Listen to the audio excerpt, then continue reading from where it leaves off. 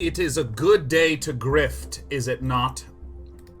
Dun dun dun dun dun dun dun. Here's what we're going to be doing today. We're going to be playing Griftlands, the new roguelite deck builder game by Clay, who kindly sponsored this stream and provided this game key. It is not, as I was describing it previously, as a rogue building decklight. That's maybe my favorite spoonerism. A decklight rogue builder. God, that's my favorite. That's actually, I want to make a rogue builder then, huh? That's like my new game design aspirations. So, we have had a genuine blast playing on, what days was it? Monday and Tuesday, and it's Friday today. And I was playing Sal, and I am deep in a run with Sal. And what I adore so much, and I learned about this actually on the second day that I was streaming, is that, oh no, did it say in the first, I think it may have said on the first day when it was kind of like giving me some of the more tutorial information, that you can do a run with a different character, and it does not delete the run with the other character you have. And I don't know why. I mean, like, that makes so much sense. And our run with Sal has actually been going great. I've looked at none of the Rook's specific cards, but as I click, I can actually take a peek at some of these, and now that I know how negotiation works, and I know how battling works, this will all be the more meaningful to me. So, excuse me. So in this game, your character and the character's identity is really sculpted heavily with your choices. And I mean in terms of like the storyline. We can be more negotiation focused, we can be more battle focused. Who do you want me to be? Am I Mr. Goody Two-Shoes? We were killing everyone when we were Sal. Maybe I just want to be a nice guy for once. I started nice and then I went bad. Ooh, heads and snails. Heads and snails are the two sides of your lucky coin. Oh my god, that's so cute. Oh, dude, I love this. This is very clearly gambling as the core mechanic, because I'm a grifter, baby.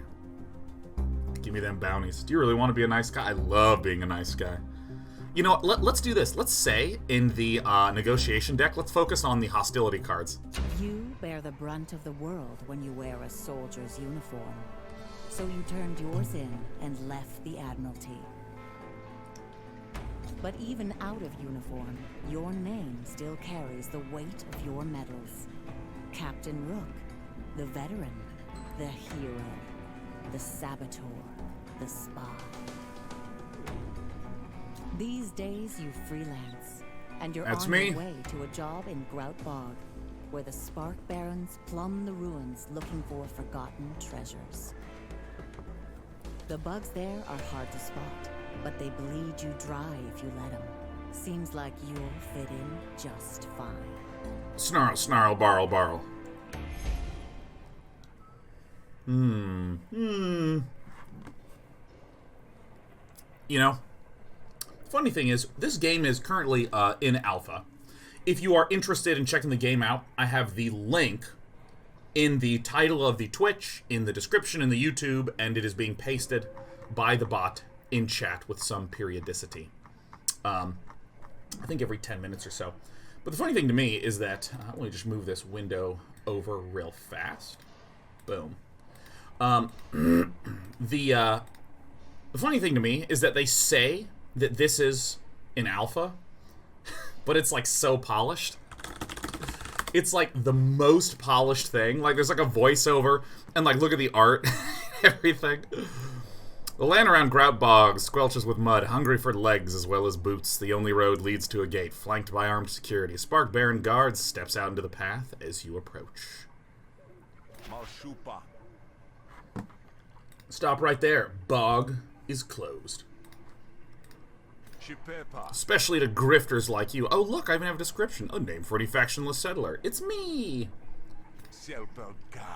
Unless you pay the, processing fee. And maybe I could see to considering your petition for entry.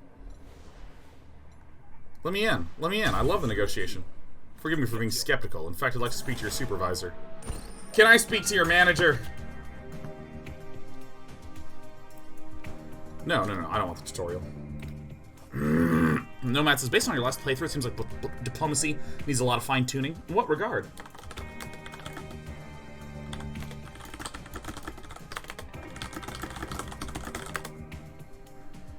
In what regard do you mean? Oh, by the way, hey, Gleekdon guy, thanks for the 10 giftos. 36 resolve? Oh my god, let's see. Whenever coin is flipped, we either get a composure or we deal 1 damage. Okay.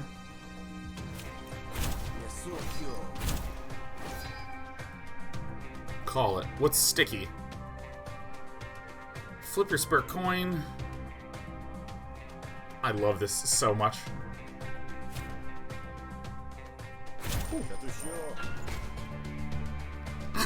I love that mechanic so much.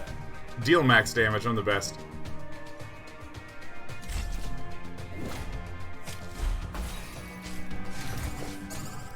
Card stolen rationale.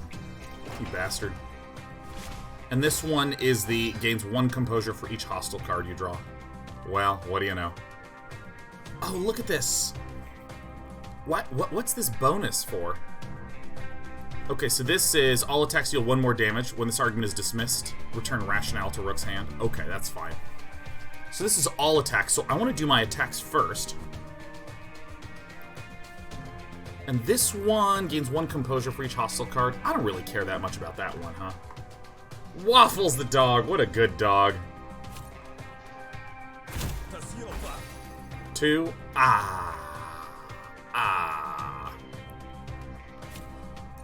Let's deal this.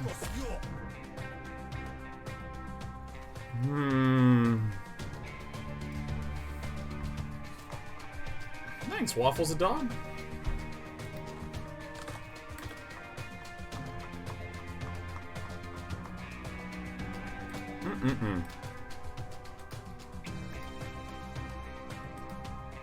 Antorus is watching Giant Waffle and the difference is enormous. Day 9 reads the cards. You back off, Giant Waffle right now. Giant Waffle is a nice person. I feel like I need to do this to try to find some composure. Prepare a card? What's prepare do? Choose a card in your hand and move it to the leftmost position? I don't know what prepared means. Alright. If a card is prepared, plus 2 damage until end of turn. Oh my god. Alright, well we are screwed.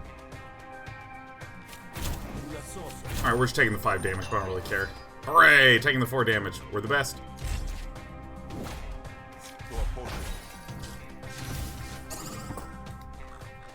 Alright. This guy's stealing all my stuff, but now I have the extra bonus action because of that prepared card, so I can zap this one. Alright, I have 3 damage coming in. Oh my god, my straw man, huh?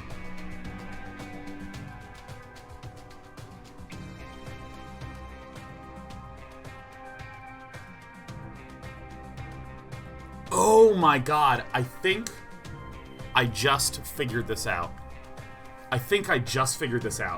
God, this took me a moment to figure out. Okay.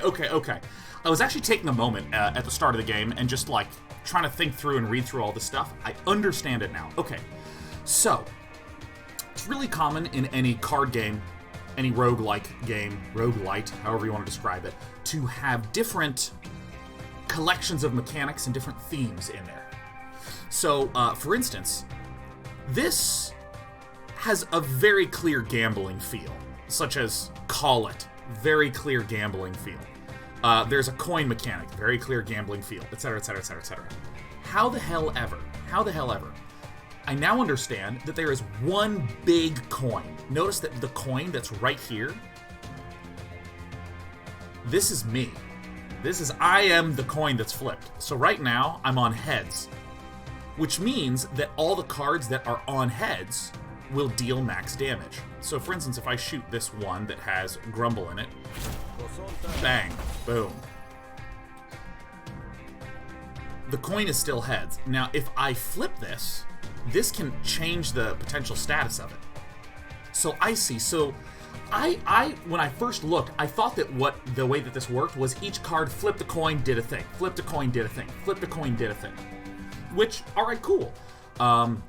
that does make sense in a game that's trying to create more possibilities. I have to evaluate the head's possibility or the tail's possibility. But I like the fact that there's actually one clear heads or one clear tails, because it allows me to do a chunkier amount of planning.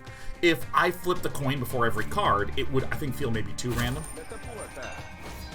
Alright, so we got snails again. I love saying that out loud. It's my favorite thing. This is already getting 1, so it'll take 4, so... I'm just gonna go Composure. Composure. This is all attacks deal 1 more damage.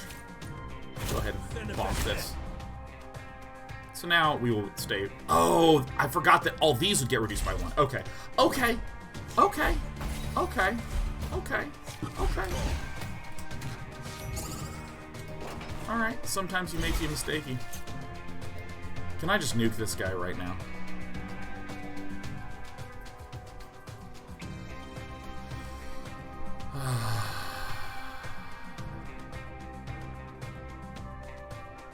All attacks do 1 more damage. So let me trickery it. Get 1 bonus action. Rig. Oh my god, guarantees the result of your next gamble. Oh my god, that's so good. Only 1 outcome can be rigged at a time. Alright, I'm choosing this shit, man. Oh my god, that's so good. Holy shit, man. Alright, so I'm currently... So I'm gonna do this.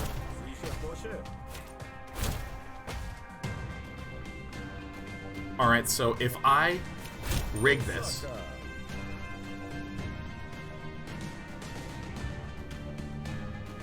So if I just set this like this, does something happen? Guarantee the next gamble is snails.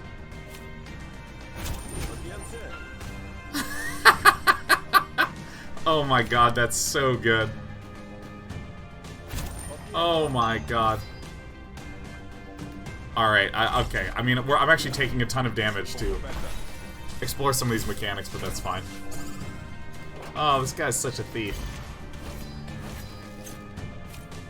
Alright, so I can deal the max damage. Deal 1 to 3 damage, deal 1, deal 1 to 3 damage, deal 2. Alright, I'm the best. First of all, let me just welcome back OS Suna for the 103 months. Good to see OS Suna, man. It's been around for 1 million billion years. And I saw 104 as well. I love how thick, swollen, and tight these numbers. Oh my god, Kratos, for the 69 months.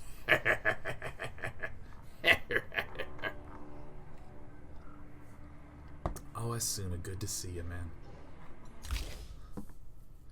Alright, rig 2, then prepare a card. Rig 2. When this card is drawn, gamble. I mean, I said I would go for aggressive. Let's just do it. When is next Factorio Day? Ask Fire Pixie. In 1 week. 1 week from today. Well, do you want to get your supervisors involved? Ha, they just double the fee, but fine, Grifter, have it your way. But you only have... You better have some work papers, else the only thing I'm authorized to give you is a kick in the seat. Hand over your papers. No need for hostilities, I'm here by invitation. Look. You pull the signed work visa from an oilskin wallet you carry for such purposes. Huh, looks legit. I cannot believe that there's actually a fully written other story, so it seems. I cannot believe that. I cannot actually believe that. Red Robin says, what happened in the last run? I still haven't died. I've made it to day 4. Oh my god, I am so excited about finish. I think that's what I'm going to do tomorrow. Is actually finish the run. Here to work security, I'll receive a blacklist. Gain 2 bonus damage per empty cell. I don't know what a cell is.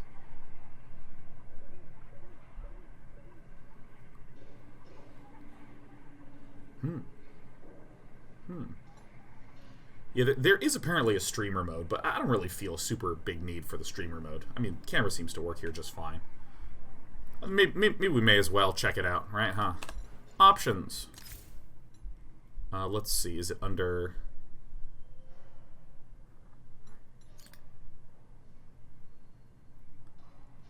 Oh my my god, look at this. Look at this. Look, you know what? Let's try it.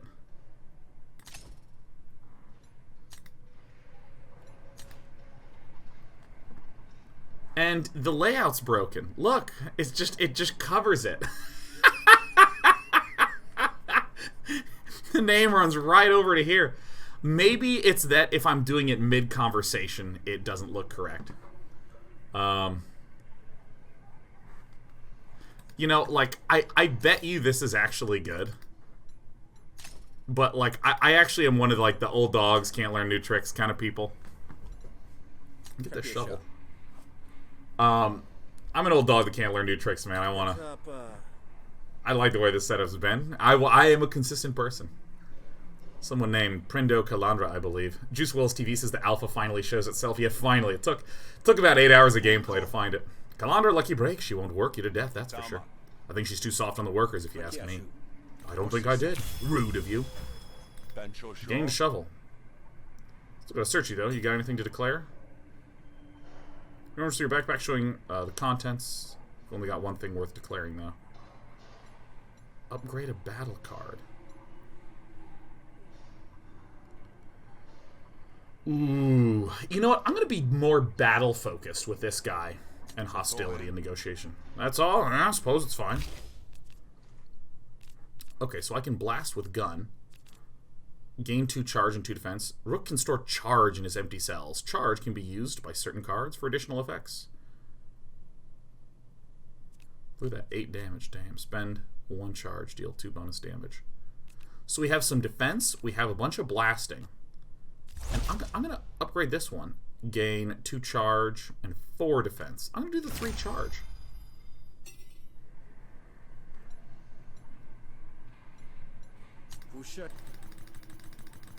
I'm going to try to go past the story stuff because I want to fight.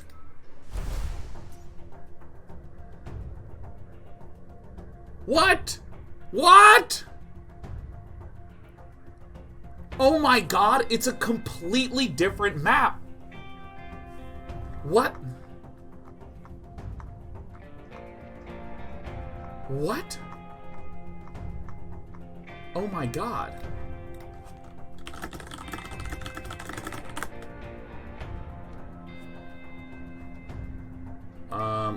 Jesus. Yeah, like, I'm almost surprised. Or not, I'm almost surprised, I'm almost speechless, because this is like such... Okay, here's the way that a game is supposed to work according to my understanding of indie teams that have like 5 people on them. You make like a procedurally generated world. You have some different characters that you can play in that world. And that's it. You know, the roguelike genre has often been most thoroughly explored. Actually, it's almost exclusively been explored in the indie game genre, in the indie game space. Not the indie game genre, in the indie game space. And so a lot of those have a lot of natural effects from teams that are 10 or less. This is so much content. You know, I'm used to seeing like large AAA studios doing open world style games, get a lot of content there. Or, you know, like Fallen Order. A lot of content, a lot of art, stuff like there. This is quite sick. Okay, so here's me. I am here. Calandra, local labor leader, has put out the word that she's looking for some extra help. Great. Check with your own friend, Famelo, to work for the Spark Barons. Huh.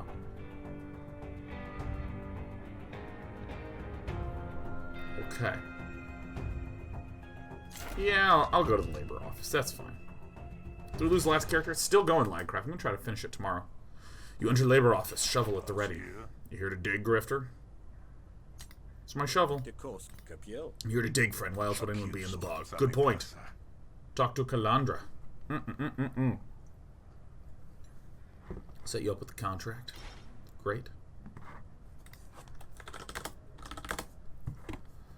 Okay. Let's see here. Leaky is neutral. Pazlock's patron. Okay. Believe you're the foreman, yes, Calandra? You pass her the work visa, quickly flashing your signet coin between your fingers when you do. Her eyes light up shrewdly, and maybe with a spark of mischief. I am, but I should warn you. This work isn't for the meek. The bog will be the death of you if you let it reach your neck.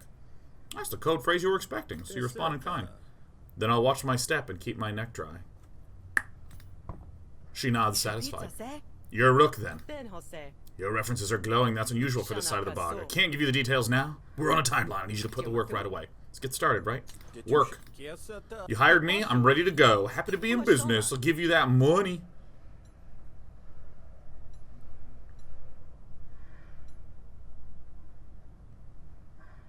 Ooh. This has more shills, and I get a graft. So I'm going to do this.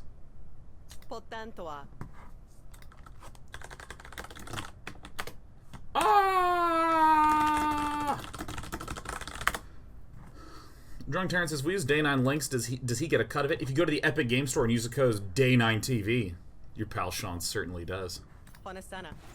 But more than anything, if you use the code, it just makes me look really good, Drunk Terran, you know. I need you to drum up attendance. And aren't you worried the barons might try to interfere? Of course, that's why I'm asking you. You're going to provide protection. If I hit tab, I think it just skips past everything. Or maybe right-click. So if I right-click, it just goes straight to the end. Okay, cool.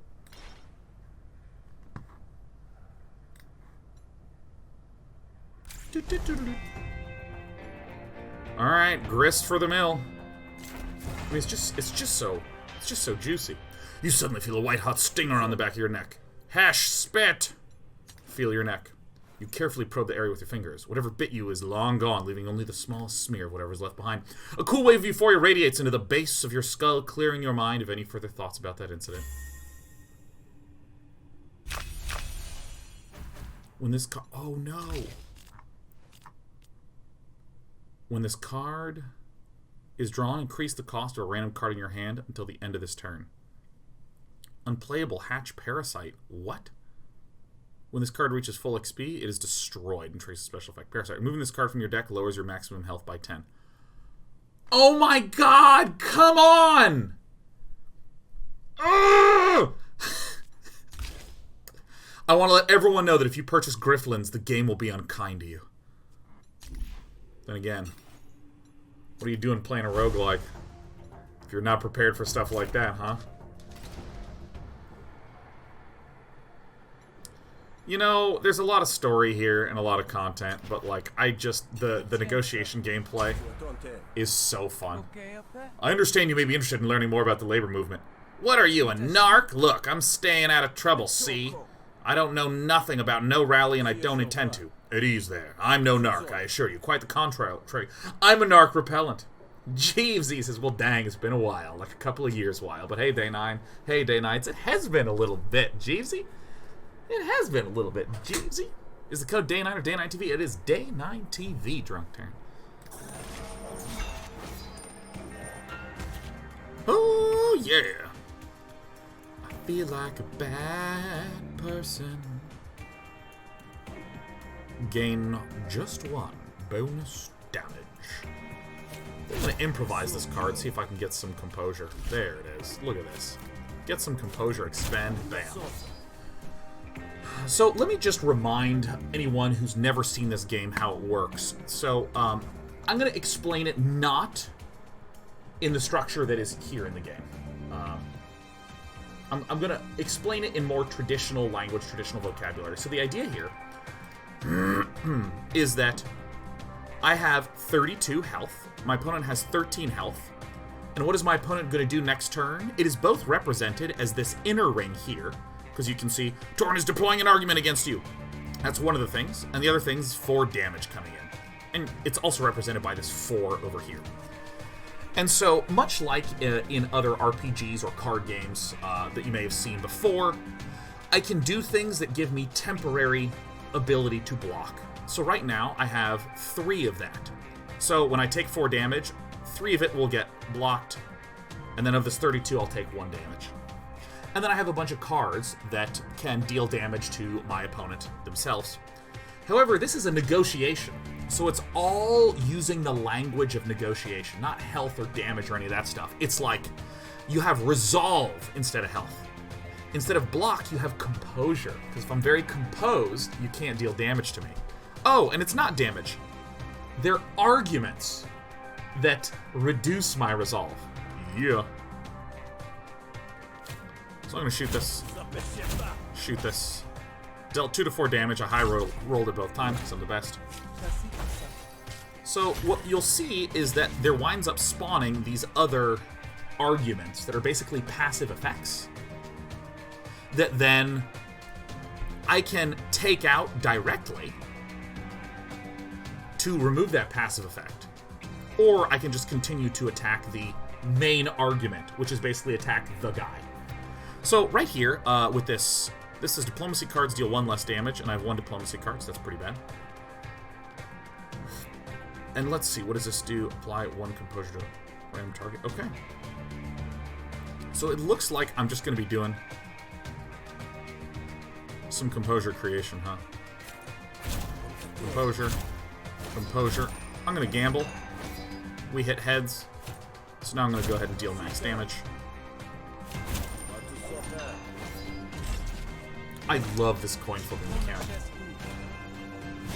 Yahweh says, hey, I saw a bunch of streamers play this game, but I couldn't figure out the main objective and end goal. Anyone cares to give me a brief description? Sure. Let me really simplify it. This is a roguelike deck builder. It's roguelike in that we start off, and then we grow and grow and grow in power and capability and get farther and farther and farther in the game until we either die or hit the very end of the game. So if you've seen any roguelikes before, same sort of thing. It's a deck builder. What does that mean? Well, the way in which we grow in power is this deck of cards. The more that I play, the more that I can continue to add capabilities in the form of cards. So this is deal 2 to 2 damage. Maybe I could get... Yeah, the audio does seem a little loud. Let me turn off the audio. Bring it back up. There we go. Yeah, so the deck building part means my tools, I get more cards and I grow in power. So right, that's just the gist of the game. However, this game has a ton of story, dialogue, dynamic change, really rich narrative that integrates with the gameplay really nicely. And so, at first glance, I think it can be initially confusing because, again, a lot of roguelikes are made by very small studios that just have one dialogue pop up, and then you just do either the combat and the power growth, combat and power growth. This is like combat, power growth, and story, and some other things going on. Alright, so get the guy. Boom. Also, how's the audio sound right now? I just adjusted it a little bit. How does it sound? How does it sound? My God. Mein Gott. Pick a negotiation card. Discard a card. This card costs 0. Ooh. Oh.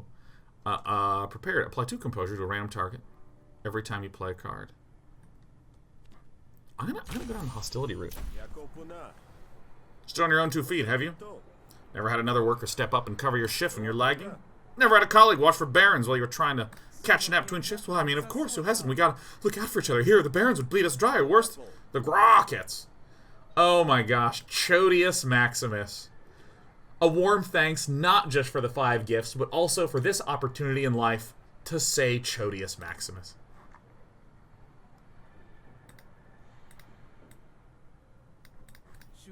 Okay, smarty pants, I get your point. I'll go, but Hesh needs help. That's one down. Maybe Calandra was right after all. The next one on the list is Pluk. Well, no killing yet. No killing yet. You know, I also want to check one thing real fast in my sound settings. I just want to make sure that my microphone device properties. I want to make sure the volume is correct. Okay, cool. Great. Yeah, I'm going here. And Felter says, just beat Griftlands on both characters. Have you played with Rook yet? Just tuning in now. This is my first run with Rook. Stop by a member of the Spark Barons. Blair used to pat downs in interrogation. You double-check the hidden pocket where you stashed the pamphlet sealed. Here's someone's been rousing the local rabble, spreading dissensionist materials. That wouldn't be you, would it? Why, no, wouldn't dream of it. Somehow I find myself in need of convincing.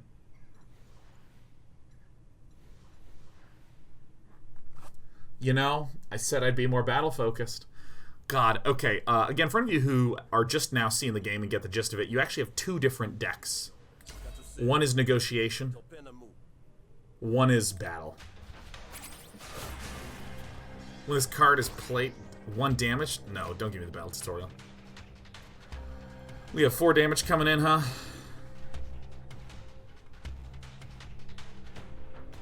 Four to 5, so this would be a total of 6 to 9 damage. 6 to 9 damage. So I can just do this. I'll just kick him. Oh, and I actually kick him. Yeah, there's a third character that's still in development. Kogoga. Thank you for those 5, Kogoga. Kogoga. So this is good, so I can deal the 1. I spend 2 of these charges. Oh no, I don't spend the charges. I just have the charges. So I right now have 4 block, so if I just do... You know what? I think I'm happy to take a damage. What does ammo pouch do? What does burn do? At the start of your turn, take damage equal to the count of burn and deal half as much damage to all allies. Remove all burn. Okay. Apply to mark. Ah, so this is like charge generation. Let's just do this.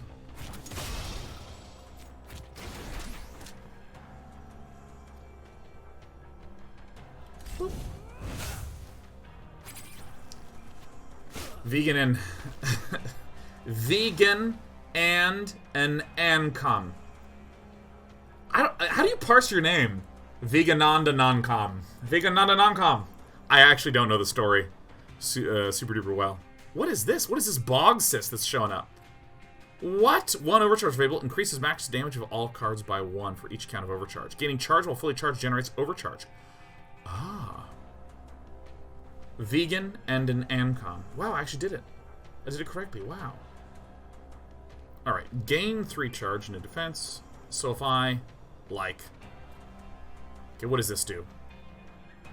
On the surface, has disturbed the bog and caused a burr to emerge. This burr will return to the bog in 4 turns. When destroyed, this attacker gains 4 mending. Alright, so I just, like, ignore the bog cyst? So, here's something I want to do. Gain 3 charge and 2 defense, so if I do this... I now have 4 overcharge? Ah. Increases max damage of all cards by 1 for each count of overcharge. Wow. So if I kick this guy now, I'll deal a lot of damage. Well, the minimum of a lot. And then so I lose half the overcharge. Sick. Oh my god, why are there so much bog cyst going on? Alright, my opponent has 11 health. So let me improvise first. See if I can spend 1 charge.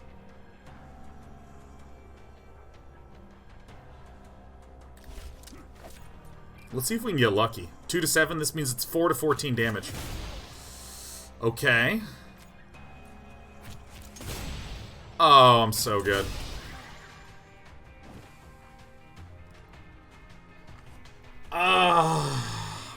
Oh my god, does it start now? Does it start now? I think it was correct to use wound last, because wound uses a charge.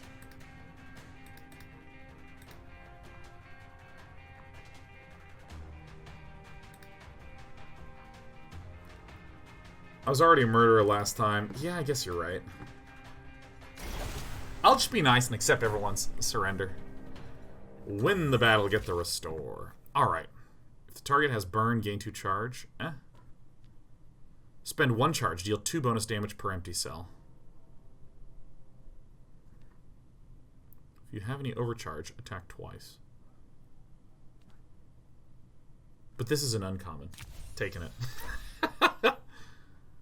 Gain negotiation card, aggressive. Nice. This is in your hand. Gain 1 less composure from manipulate cards. People will remember that. We leave Wanderer to tend to our wounds. Get the hell out of here, Wanderer.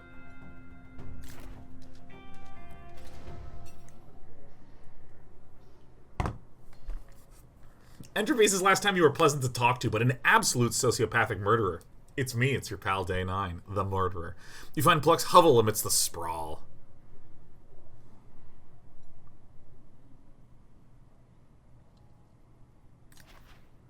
Between the fuel stains and the fire in her eyes, it's easy to see a bit of yourself in Pluck. Day to you. See you at the rally tonight. I hear it's going to be quite the banger, to borrow local parlance. Rally? Hesh no. I told Calandra and that Jericho? Oh my god, did anyone else play the original Lands of Lore? The original Lands of Lore? Do you remember the weird red demonic wizard thingy called the Drericle? Someone was like, let's take the word oracle and make it harder to say. The Drericle. Oh my god. Oh, Jericho immediately triggers the Drericle memory. Dude, in that game, it had copyright protection. Because nowadays, you just have something like, oh yeah, your game loads in the Epic Game Store. And then that way, you know, you have the digital download. You know, with Steam, you have the digital download. You can just access it. And so, it's so much more easy to just, like, buy a game, right? But back then, there was no, like, copyright protection. There was no, oh, we're connected to the internet server, so it's fine, all that sort of stuff. So the way that they did copyright protections to make sure that someone wasn't burning a floppy disk. Do you burn a floppy disk? What do you, I guess, you burn CDs. I don't know, do you burn a floppy disk? Because Lands of Lore, I played on a floppy disk. But the way that the copyright protection worked is that it referenced a manual. And it would be like, I cannot let you pass to the castle unless you tell me the 7th word on page 16 of the manual. Oh my god. Yeah, Kratos, don't copy that floppy. Oh my god, I remember all this stuff. Yeah, so the Drericle was like a really big point in the early game of the story. And like right around the Drericle phase, I remember the copyright protection. And we lost the manual. We'd lost the manual. We didn't know where the manual was. So we just had to constantly re-go to the guy. And if he asked about, like, page 16, word 3, we knew it was save. We knew it was save. And that's the only one that we had. That's the only one that we had. So we had to just, like, restart and just, like, keep rushing to that point. And then we finally got past it and we're like, oh, this game is enormous. It's like a really tiny game. Oh, I see. You don't need the rise, huh? You can look after yourself. More or less, yeah? Well, which is it? More or less. Flipping le coin. Alright.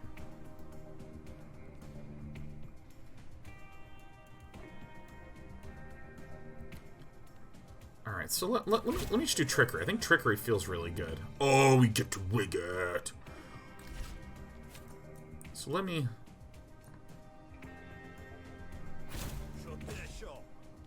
So I'm going to apply the composure here. I'm going to rig this as snails. Flip it. What do you know? Snails. Because in my draw, I think I've mostly... No, totally miscounted. I should have done the other one.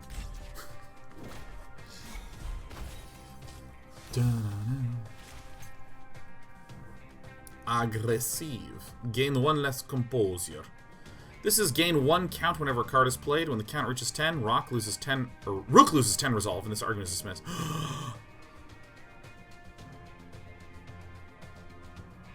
So the question is, can I win in 10?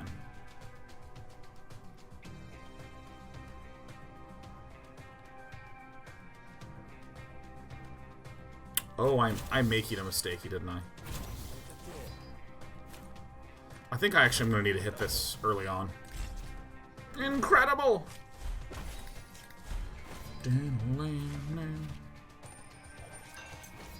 Oh, this stem is like such a pain.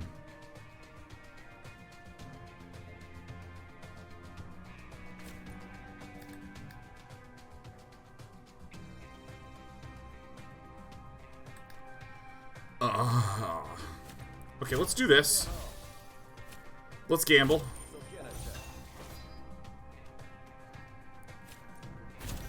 compose myself. Stem is growing nicely, I see. Yeah, it's not good. It's bad. When dismissed, Pluck loses 6 resolve. Oh, hell yeah. Oh my god, hell yes. So we have some maximum damage things.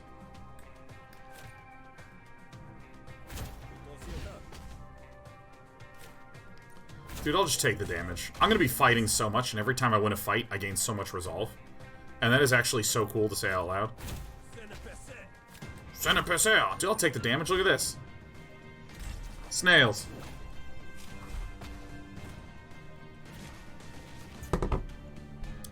This card costs Donata. Oh, this can go easier. This can go hard. Look at me. I'm so happy to have just bludgeoned her.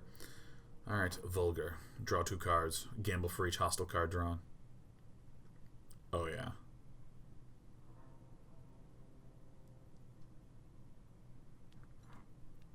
Yeah, I don't want influence. I'm going to go all aggression. Crossway says, what do these Parasite cards actually do? Parasite cards, as far as I can tell, are effectively just status cards. They're effectively just status cards. And a status card, in a lot of deck building games, is a card that, when it's in your hand, it just does something.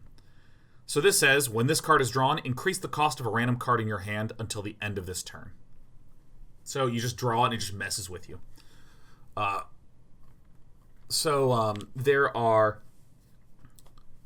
things that I can do to gain status cards that, like, are... A lot of status cards are harmful, you know? Like, I have a wound, and I draw the wound card, and it deals a damage to me, or something like this.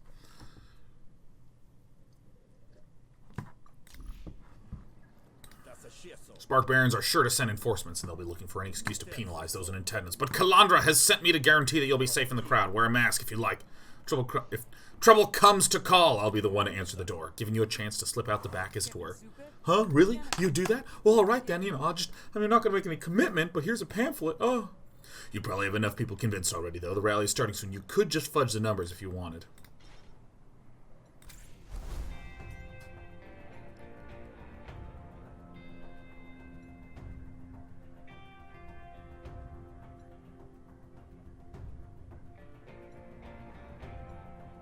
Yeah, I'll convince Pleat. I'm gonna go get some water real fast. Stay here, stay here, stay here, stay here, stay here.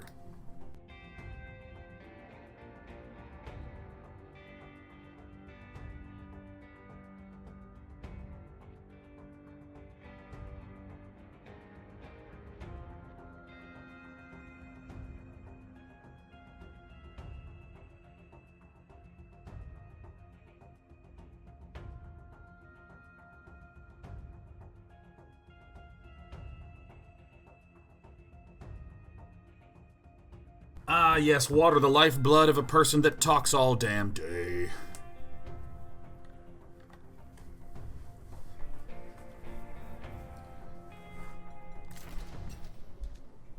Find Pleat's hovel amidst the sprawl. You find Sean's hovel amidst the apartment complex. You meet Pleat. The Shroak looks you up and down. What's a Shroak? A horn-headed species typically relegated to manual labor and mercenary work. Please attend the rally. Dude, there's a lot of negotiation. Draw 2 cards, gamble for each hostile card drawn. Oh, well, I'm absolutely doing this. Oh, crap. Oh, crap. Alright, well, I can double compose. Whatever. I'll go compose, and I'll gamble. Dude, Rook was made for me, man. Rook is clearly designed for day 9. Unnecessary risk. That is my calling card in all of life. Iwetabo. Dealing 3. It's for me. Alright, so we're actually going to take some serious pain here. Some pleasantries. Nice weather we're having. Like, yell at him, and then I'm like, oh, nice weather. Pleat has his doubts.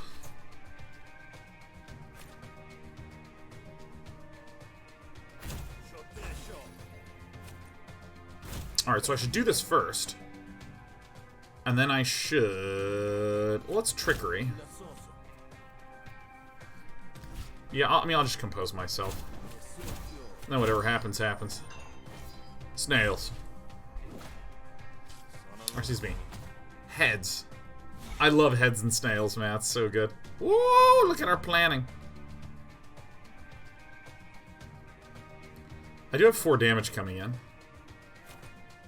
So I can do this. Bing, bang, bong. I need to draw this to see if I can get a cheaper resolve card. This was effectively the same as just playing this. Good job, Sean. But we could have gotten a gamble.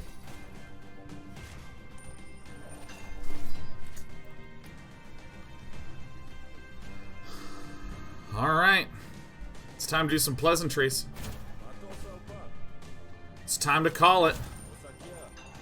Oh, he got heads. Oh, I should have done this first, huh?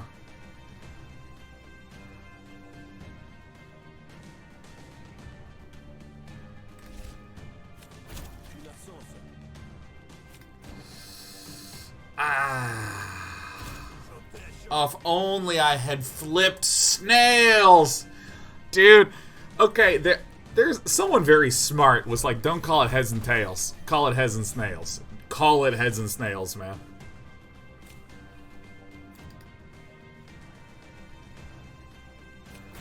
Because it's so fun to say, ah, heads, ah, snails.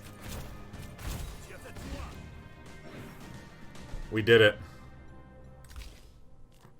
Call it.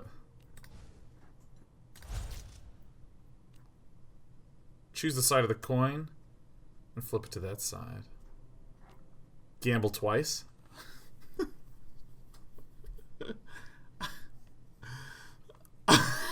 I mean, you know, I mean gamble. Yeah, I mean double or nothing, right? Gain 1 bonus. Upgrade.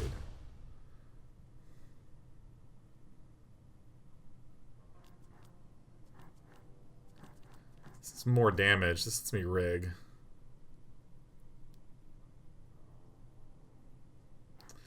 This is a little more gambly, isn't it?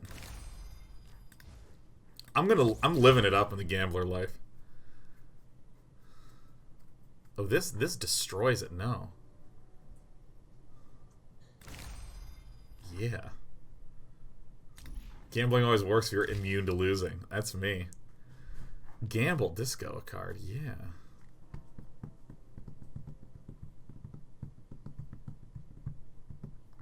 Dominance is hostility cards deal additional 1 damage, reduced by 1 at the start of your turn.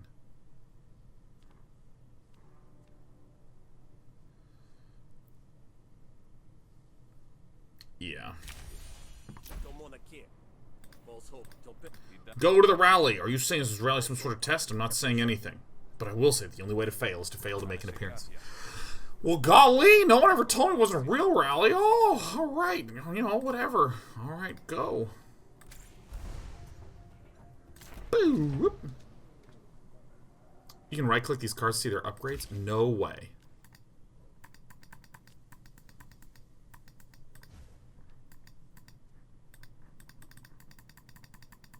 Jurassic Seahorse.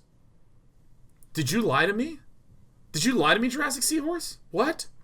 Grosswick says, the game released yet? It is an alpha. It is an alpha. Oh, at the card selection screen. I thought that maybe you would come in here and just lied to me to hurt my feelings. I wouldn't put it past you, Jurassic Seahorse. Never trust a seahorse. Tell the Barons are a standing guard, and one of them snatches a pamphlet and sneers at the pictograph contents. When Kilka appears, she silences the onlookers with a single upraised palm before stepping up to the trolley. Hey, laborers, workers, agents of making, because that's what we are, if you can believe it. Have you played this game much, Jurassic Seahorse? Is this... Am I doing the right build by only picking the gamble cards? Because I feel like I'm doing the right thing. The Barons might beat the drum, might issue the scripts when they feel like it, and the demerits more often than that. But make no mistake, we are the ones making things happen, and that's why we hold the power. And that's how it starts, when the audience starts eyeing the crowd as a plan their escape, but you can hardly blame them. Oh, it's horrible. Not everyone is persuaded by the speech. Pfft, yeah, right. Can you believe this? Low. The only reason she goes, yeah, it's because of Baron's letter. He glances around at the gathered few. A smirk like old cheese curl on his face. I heard her folks were some of the laborers shipped to the derricks the last time they tried to organize. Guess she didn't learn their lesson, huh? So just finished my first Rook playthrough last night. Yeah, this is my first as well.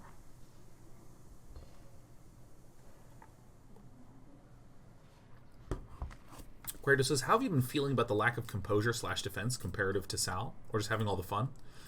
I don't know if it's less yet. I don't know if it's less yet. Because I am choosing the more ambitious moves. But I'm also saying I am more battle-focused, which means I'll be losing resolve in negotiations and making up resolve in fights. Heckler's voice picks up at the end, but Kilka doesn't miss a beat. Even with a few of the barons tilt their heads as if ready to nod in agreement. You step up behind the heckler and clear your throat, loud enough to rattle his bones. You got a problem, pal? Only need to shut you up before I concave your face. Think you can do that for me, pal? Oh no, another negotiation. Target opponent for a damage each turn. Okay.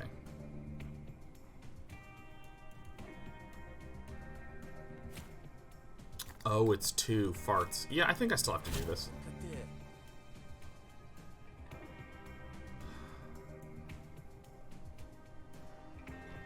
Whatever, I'll do this.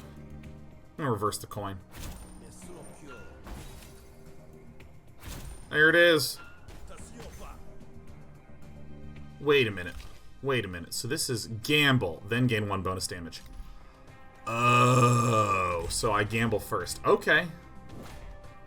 Hurt me. I can resolve faster than you can resolve. Diplomacy cards deal 1 less damage, no problem.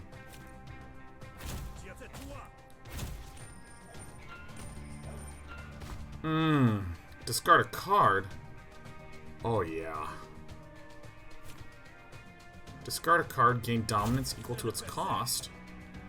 How about this one that helps me stay alive? And look at the 5 to 7 damage. Wow. Whoa. Yeah.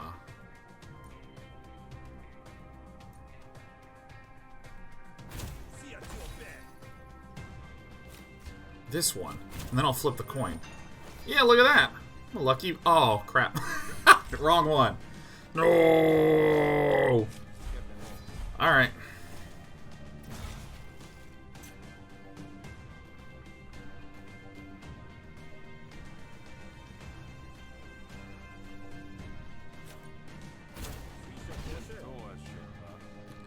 Toashita.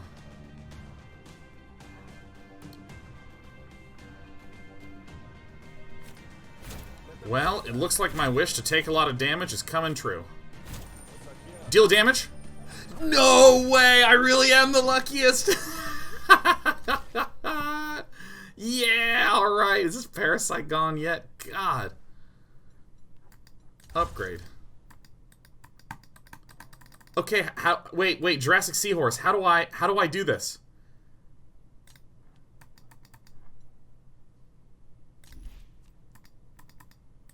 Where do I go to click?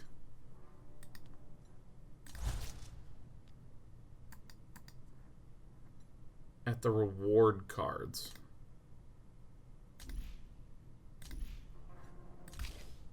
Oh, when you're adding new cards.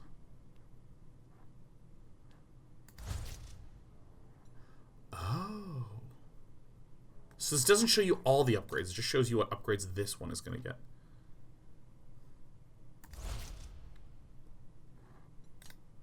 I mean, I'm choosing Grunt for sure. Let me just do this first.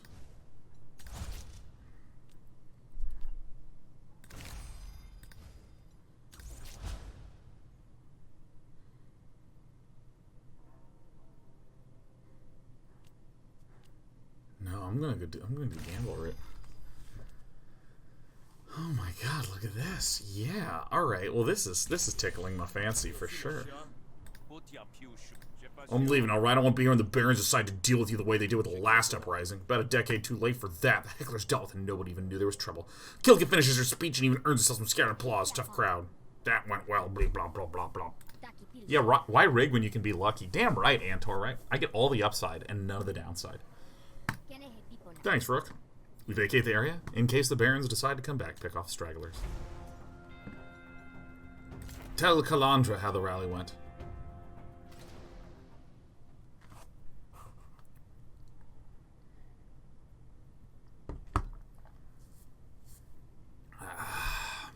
Calandra. Here's how it went. Good work, Rook. This one really reached people, I can tell. Gimme the shills. Gimme a graft. Alright. Whenever you spend your last charge, draw some cards. Gain 10 max health. Gain 6 max resolve. This is the one that's actually interactive, right? This just helps me stay alive, but as a gambler, you know. Remove a card from one of your decks. Yes. Oh, yes. Oh, my God. Yes. Heard of Wildcat Dig? It's unlicensed excavation. Run by off-duty workers, hoping luck's on their side. Ay, ay, ay. Phosphorus is still thinking about your ability to predict Ragnar's fireballs at a statistically significant level every once in a while. I'm sure you RNG is just as good now as then.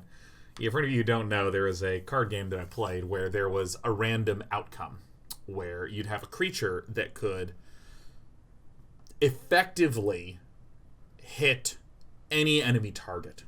It was just a random selection at the end of your turn. And so I would, like, seriously call this I was at something like a 57% correct call rate when there were plenty of, like, 5, 6, 4, 3 choices. Like, this is not like a bunch of coin flips from a 57%. I mean, like, way, way, way statistically above average. I was just, it was amazing. Neither do the urchins, apparently. Some of the guys just busted open a nest. That's sure to draw the Baron's eye. Unless we want the whole bog to feel the crackdown, I need you to help the Woikas cover it up. Yeah, man. Kill him, kill him, kill him, done.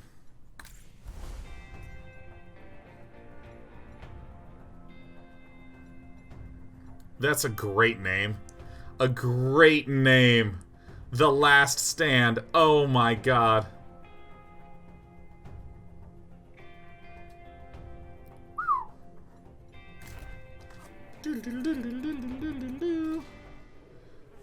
It is a good day to die. You arrive at the dig site to find a clutch of workers hunkered down a fair distance from the pit. Doesn't take long to notice why. If you describe the smell, you'd only make yourself sick. By the abyss. Oh, thanks, Hesh. Did Calandra send you? Holes full of urchins with nowhere to go but up. Ugh, grody. It smells so much. Oh, yeah.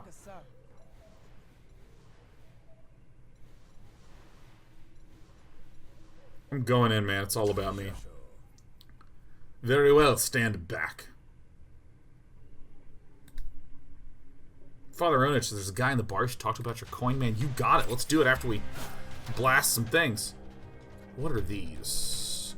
Unmitigated attacks apply 1 disease. Reduces maximum health by 1 at the end of the owner's turn and until the end of the fight.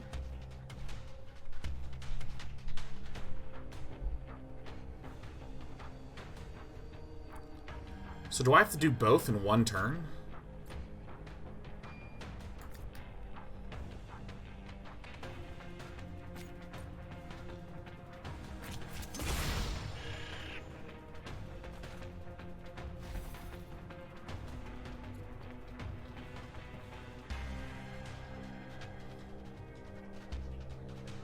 I understand.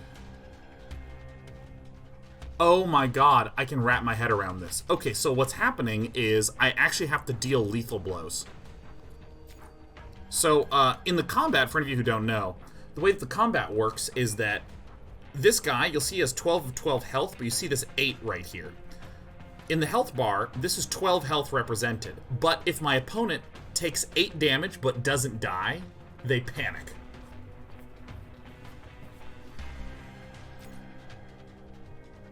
And then they flee. So if I hit this guy, see how he's at 4 of 12? He's in his panic zone, so he flees away.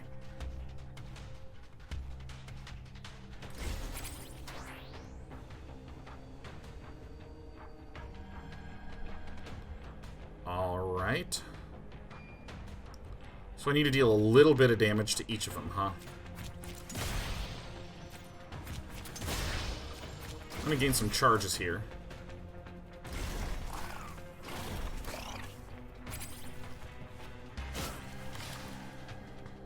Okay, so how do I actually deal lethal damage to one of these? It's 5 and 5. I think I should just take the damage. So I deal 2 to 3 to this. Oh, it's 2 bonus damage per empty cell. Ah. But now this dude will die. Oh, it won't die? Did I mess up my math? Oh, shit, I fucked up.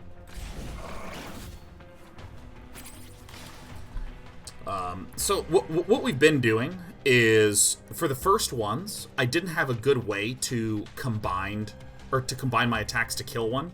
So I forced them to flee, because if you make a dude flee, they can't do anything this turn. So you'll note that it's like 5 damage, 4 damage.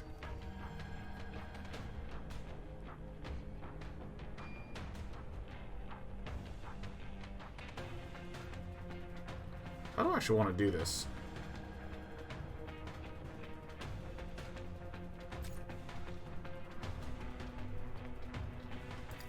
Which one's dealing more damage? This is the 5?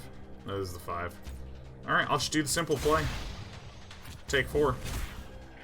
How do I keep misreading this every single time?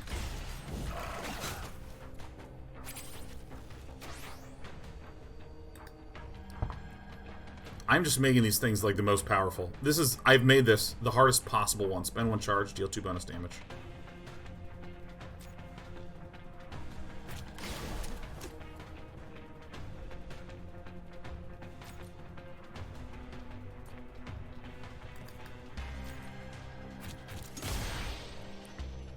Okay, so it has 7, and it needs 3 left. Do it. Do it. Luck it. 7 or 8. There it is. Now that I understand how to count and how to read, I just need to know what the luck that I'm going for is. So, alright, no big deal. First things first, we're going to deal this, and I think it's going to deal a solid 4. Easy. Easiest game of my life. Took me a bit.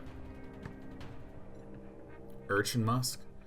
Remove composure from enemy argument. Gain dominance equal to composure removed. Destroy after 1 use. Holy crap, that's amazing. Holy crap, that's amazing. Give me that resolve back. Let's pick a fight.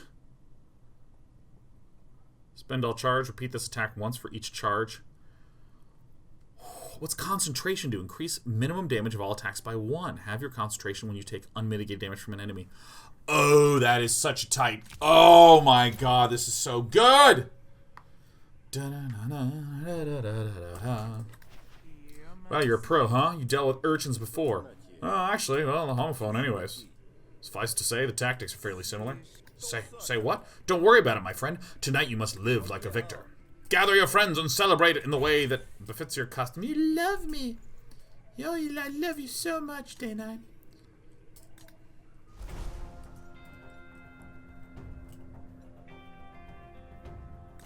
I'm gonna buy some stuff.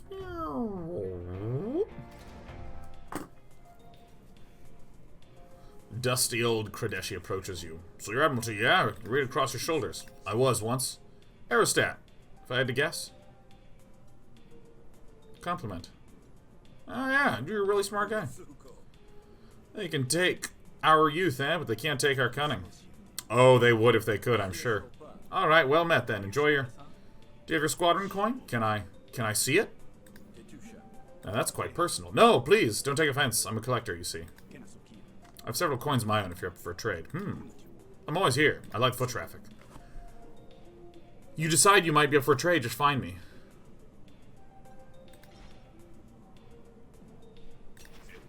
Looking for coins? Oh my fucking god. Oh.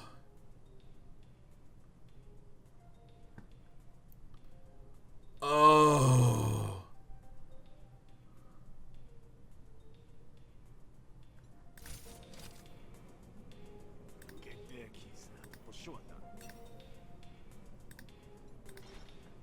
And it's just an upgrade, huh? It's just an upgrade. It's just an upgrade. Okay. Hey, Habel. You're a patron, you're a guard. Oh, it's quite speakeasy where folks can rest. The clients keep their heads down. Hello, it's me. Word said I should expect you. Thanks.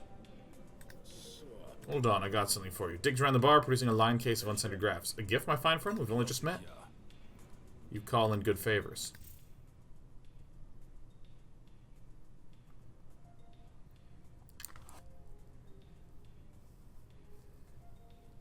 I feel like I'm a very lucky boy. I mean, I do have, like, parasites grafted to my brain.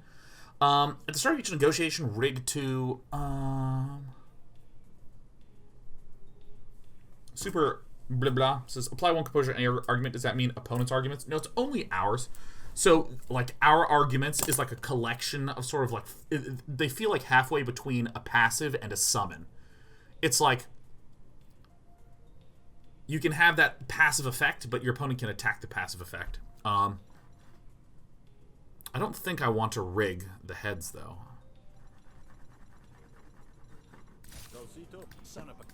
Oh, yeah. Oh, yeah. Okay, yeah. Oh, yep, yep. Oh, whoops.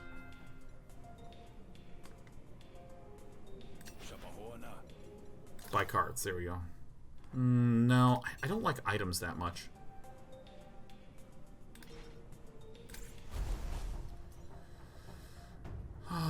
Get a reward from Calandra. I'll go get my reward.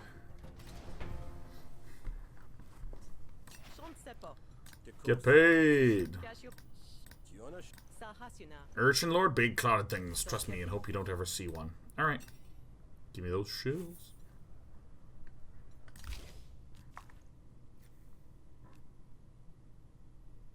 Oh my god, if it's removed, it hurts me one. God.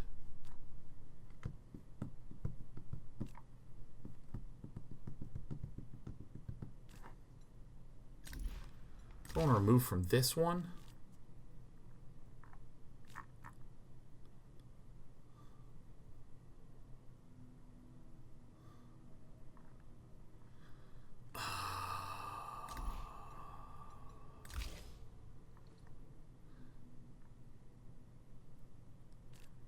Lunatic time.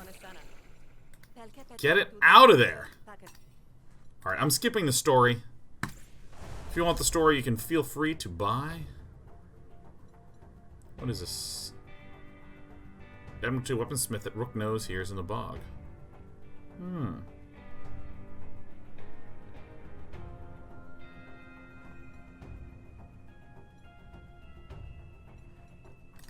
Going to the market.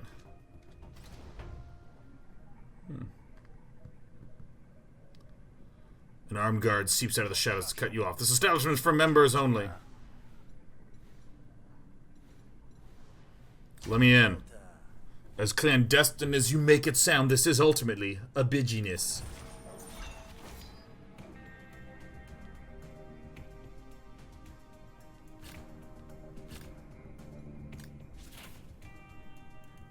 Ooh. Is this heads or snails? I guess this is heads.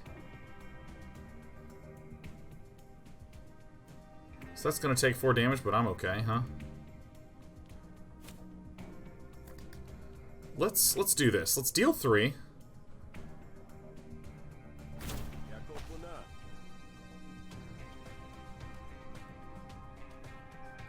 How can we do this? Wait. Discard a card and gain dominance equal to.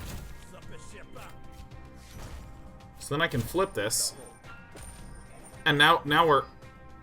Oh, look, prepared. +3 damage. Draw a card. Oh my god, yeah. 9 damage. Okay, that is awesome.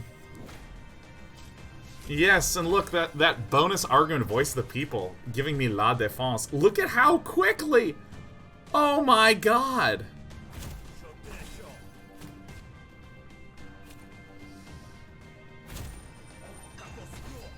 Oh, come on, man. Well, it'll still deal the damage.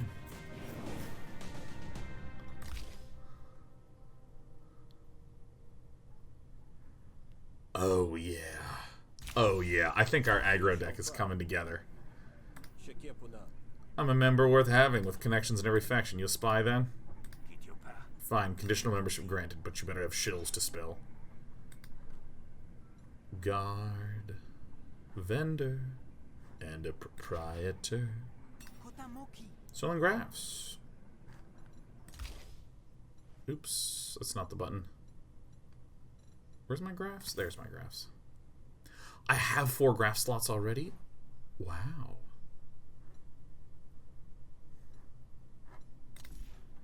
Yeah, let's just look at them all.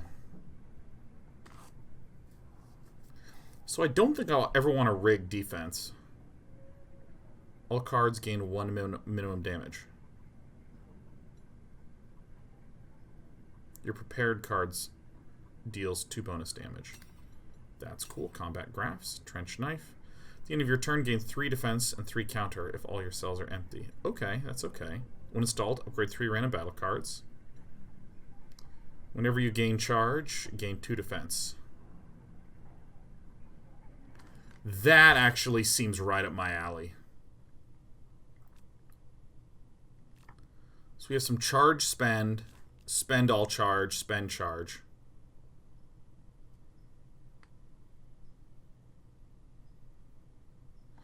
I think I'm actually going to get this one because I'm going to try to be more battle-y.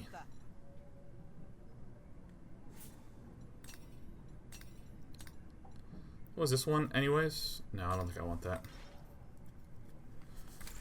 So I'm now searching for more chargy stuff. Oh shit, I can't go to the other ones? Oh no.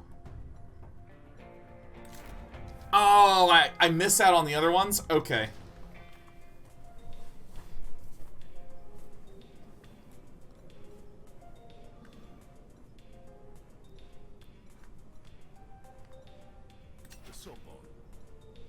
Hey, let's wait. Nothing for me, barkeep. I'm only here to meet someone. Ain't none of my business, is it? Calandra walks through the door. Hi, Calandra. I love you. What are my relationships? Oh yeah, I attacked you. Yeah, that's your problem. The voice of the people. Hey! Time for the real reason I hired you. You know it wasn't just to babysit my workers. I assumed not. You seem capable of doing that yourself. There's a reason I hired you and not any of the other grifters with guns as quick as yours. It's because I know you go back with Felamo. And I need you to infiltrate the Spark Barons. Ah, the pieces are beginning to coalesce. There's a worker, one of mine, actually. He has been stealing from the Barons for a while now, but I looked the other way. Until he started stealing from my other workers, too. Yeah, I accept. And I'm going to right-click.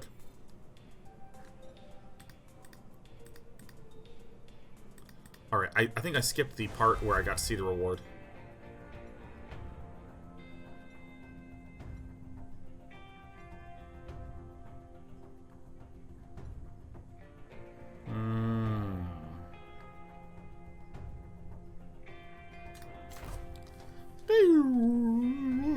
More battles. You find a lone Jake poring over a crudely drawn map. You there? You looking for the opportunity of a lifetime? Always. What are you offering? The bog could hold riches, I'm sure of it. In my limited experience, the bog holds mostly dangerous slime and a quick death. But also riches. Yay, riches! That's what I'm all about. I just need a quick bit of protection to help me avoid the quick death part. You follow me as I follow the map, and I'll share the spoils. Are you in? What is your research? Why, so you can steal it? No way. Alright. Bush, you might have to kill an urchin or 10, but other than this, you'll have the easiest money you ever earned. Flock leads you through a bog, the terrain gets rougher and farther, you get off from the road. You eventually come back to a rocky outcrop. Your heart fills with dread as your boots fill with bog water.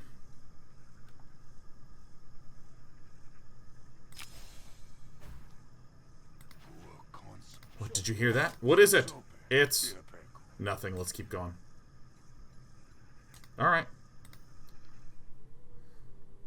Is there actually a different graphic? Did they actually just draw, unnecessarily so, an extra visual for this? Is this really an alpha? I hear it again. Are you sure it's not? Oh, set upon by the local fauna. Oh, look, it's a feral auto dog. We can do this. Talak. The twig. Oh my god, that art. Now that I look at it, I'm just like, Well, this guy can get hurt. I don't really give a shit about him. So let's see. Whenever you gain charge, gain 2 defense. So I will be defending myself. And then I'm gonna shoot this bad boy. What a bad dog. What a bad dog.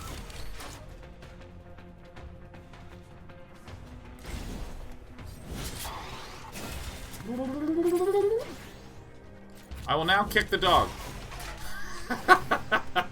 Yeah! Whoa! What was that? A rusty core. Piercing. Oh. Oh.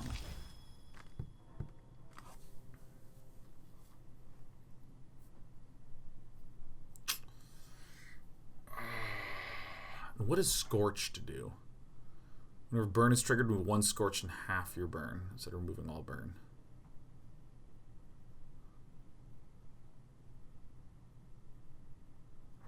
This seems good. What's Resonate? Apply Ricochet equal to damage dealt by this card.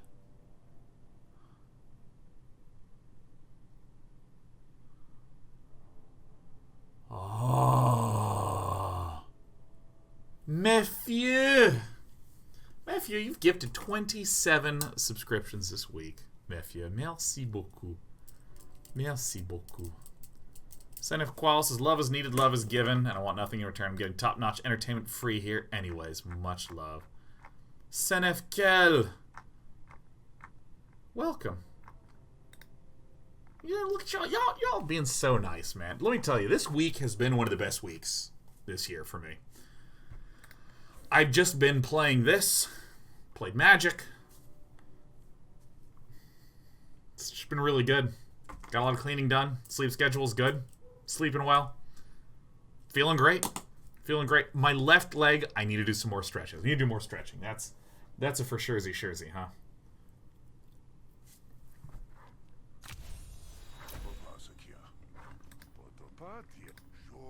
Time to carry on, you follow clock. You come to yet another identical clearing. Okay, that's pretty funny. Here it is. We found it. Found what?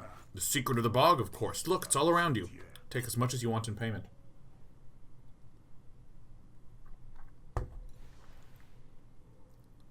Tlok will have a greatly improved opinion of you.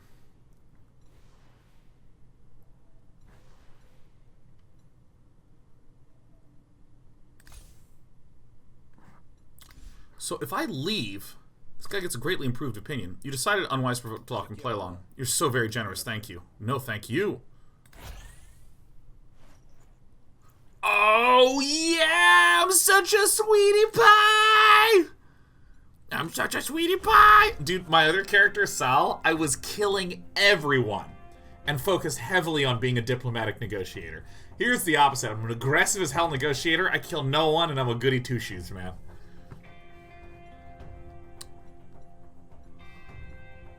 You know, I think that this is the quest that I have to do, so I'm going to go back to the black market. See if I can get some other good graphs.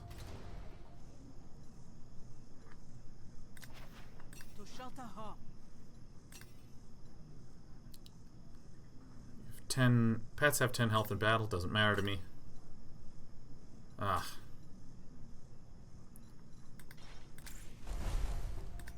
moving on. It's 20 shield discount on everything? Yeah, it looks like it. Oh no. Like most foremen, Goad prefers folks who can get the job done. Evening, Grifter. This is it? You're coming with me. You're not a Baron, are you? You're just working with them, right? We can work out a deal, then it'll help us both.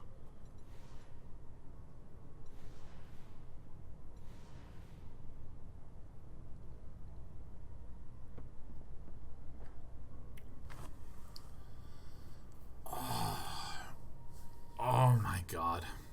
Alright, to your proposal. They think I'm Rise, but I'm not. I just don't like working. I've got a way out, though. I can leave. I'll give you my ID and then disappear forever. All I have to do is convince them that I'm dead. How does that sound?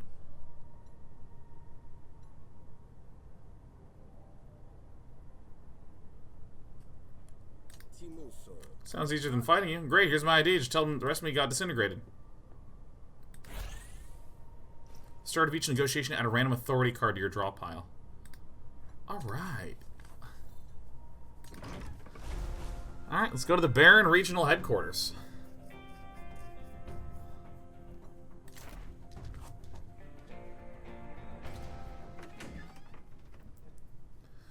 At the gate to the Baron Enclave, you leave a message for Felamo, hoping your name still carries enough weight to get you through the door. Sure enough, you're escorted inside, but it's not Felamo who greets you. You have 5 minutes, Grifter, then we trigger the attack protocols. If anyone wants me here, I assure you, I have sensitive information I know want to see. And 2 pistols. Witnesses! I've seen you talk with leaders and members of the Rise. Okay, we're going to convince her that we're telling the truth. 100%. Cannot target core. Alright. So we have some damage coming in. This we super don't need. Probably don't need 2 of these.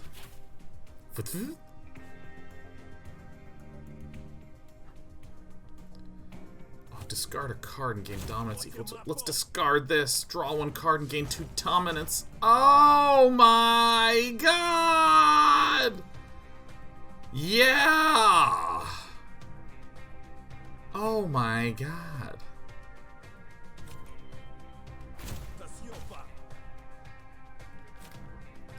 Say no to diplomacy, man. Ultrafoss says, I like the idea of boons and banes, but they really don't make any sense. Yeah, I'm friends with you and I never see you again, so I just get, like, permanent benefit from that.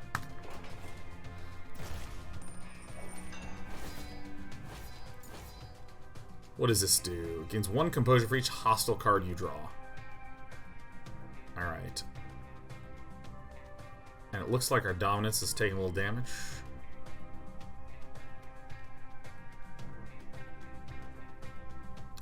Is there a way to get this one all the way over? Probably not.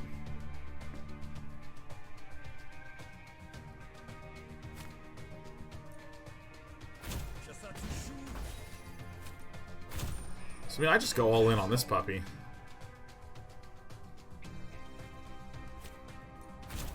And what happens is, of the 5 damage that gets dealt to my dominance, 2 damage gets dealt here.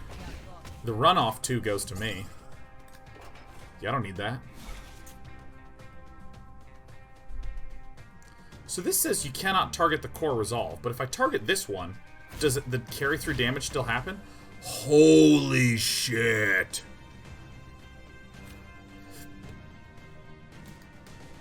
Alright, I'm gonna get rid of Spooked. I'll flip the coin and just randomly deal the damage in. Boom.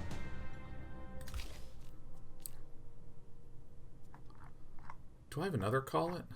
Oh yeah, I do have a mirrored call it. Upgrade.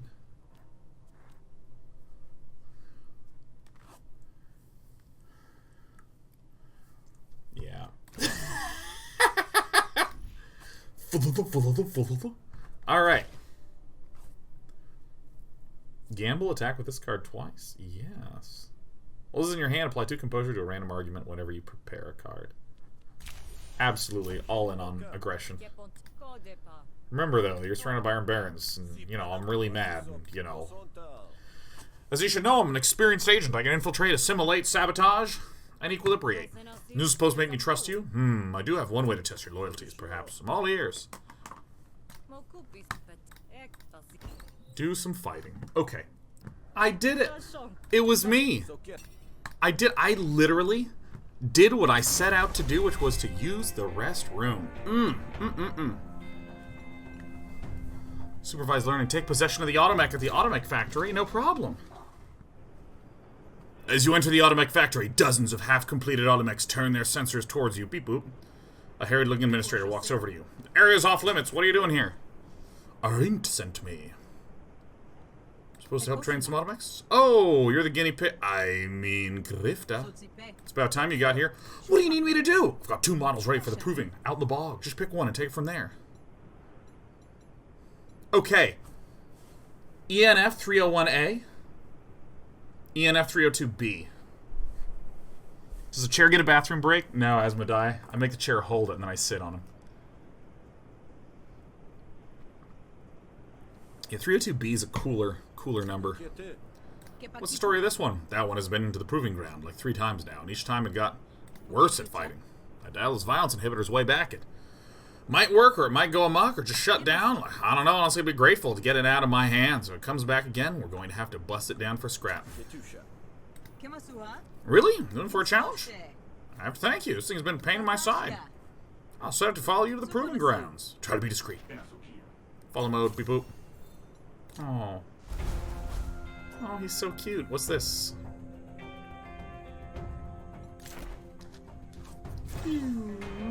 Oh, yeah. Rise! Steps out of the bushes, brandishing weapons. Did lose that thing to stop walking. I have a proposition for you, Grifter. Taking the automac to the bear and proving ground, are you not? Let me make a couple of adjustments to it first. We could try to stop us, but I wouldn't recommend it.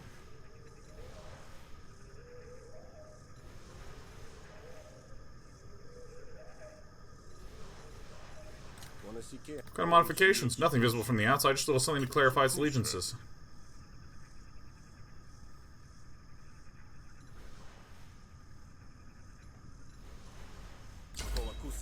You don't need an automech to deal with the likes of you. You screw this guy. Alright, so this is... Status effect will be applied by Cobblepot Gate. Rebel Necto.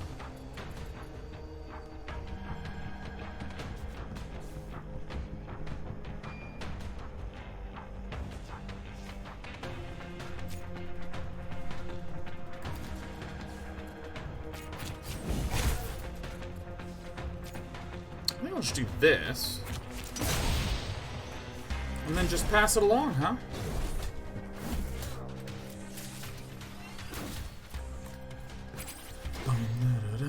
Dorky Boys has been watching Sean on YouTube for a bit and wanted to spread some Twitch Prime love around to my favorite creators during this trying time. Thanks, Dorky Boy.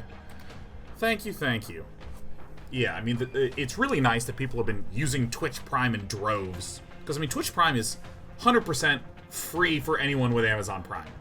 And it also helps streamers pay the bills.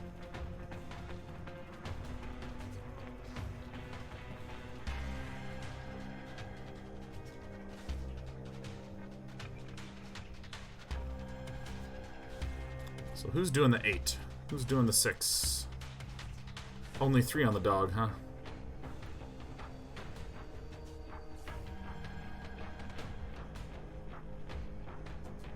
Okay, so if I do this, and then I like... Oh, I see how it works now. Spend 1 charge, deal bonus damage. Can I get a 5? Just one time, can I get this 5? One time, there it is. The best defense is a good offense. Ishii just as my wife's Amazon Prime is reasonably able to stay subbed. Hell yeah. Oh no, a bog crystal. Or who's dealing 6 to me? This bastard.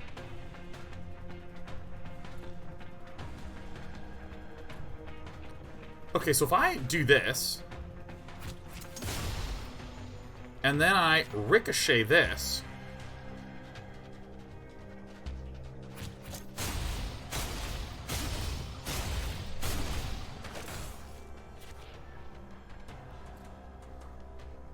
that was pretty tight. Spend 1 charge. Oh, I have to spend 1 charge, huh?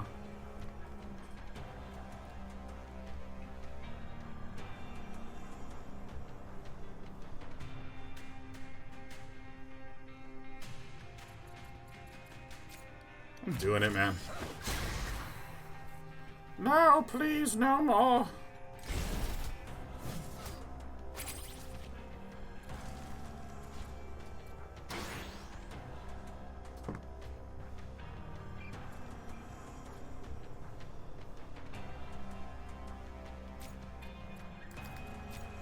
Alright, so I need to do this, so that way I can gain a bunch of defense. I need to deal the bonus damage, and then I can, like, do this. How many turns does this guy in surrender mode? Oh, wait, is this a loot cluster?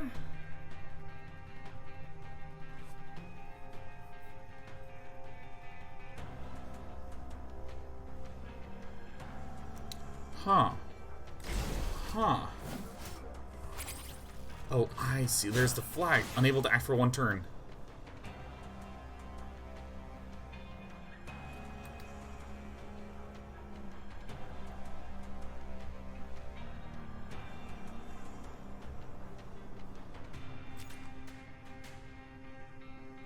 So if I like do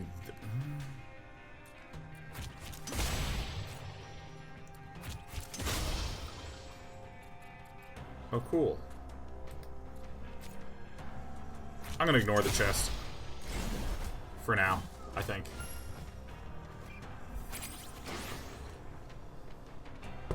Okay. Maybe I should focus on this guy first. Gain 3 charge and 2 defense. So if I like do this, then I'm overcharged. 8 to 11. Oh, here comes the 11. Ah, that was really pathetic, huh? That was really pathetic. No, the shiny loot. I know, Crave, man. I know. Oh, ugh. Spend all charge. Beat this attack.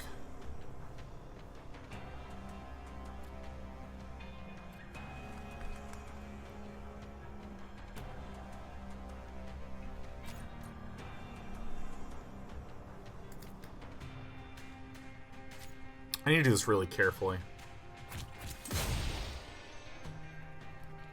Ay, ay, ay, ay, ay. Shit. Alright. Who's in the mood to take 10? Spend all charge. Yeah, you know, let's just take 10, man. Get shot on. Yeah! Ow! Here comes the 10.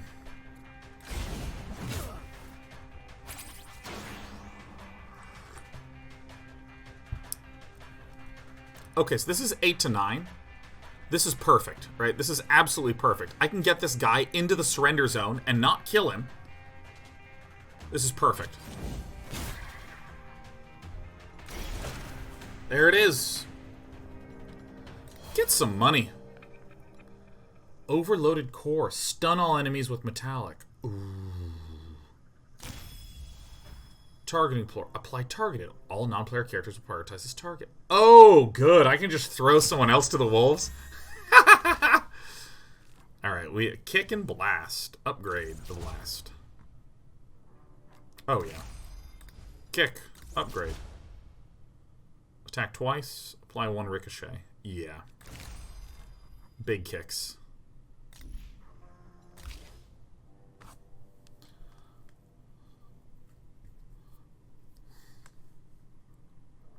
Apply 2 burn. Apply 1 scorched. Yeah, why not?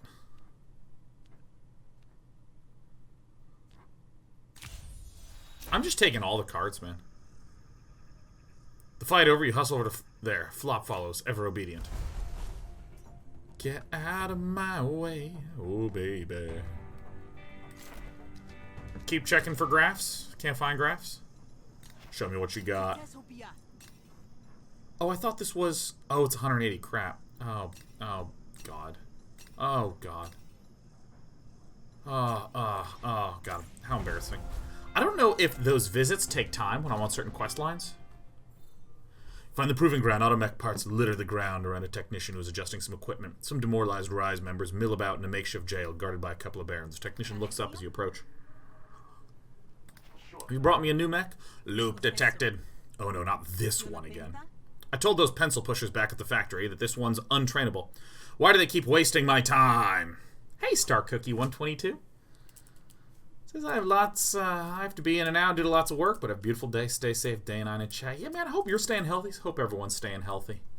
It's weird. I spend a lot of time at home anyways. Like a lot of time at home anyways. But my God, being unable to leave the apartment because there are no places open is weird. It's really weird. Let's get it over with. See those Rise over there? I'm going to release them. And you're going to fight with them. The automatic will observe, and if you do your job right, you'll learn a thing or two. What, you want me to attack unarmed captives? No, of course not. I'm going to give them their weapons back first.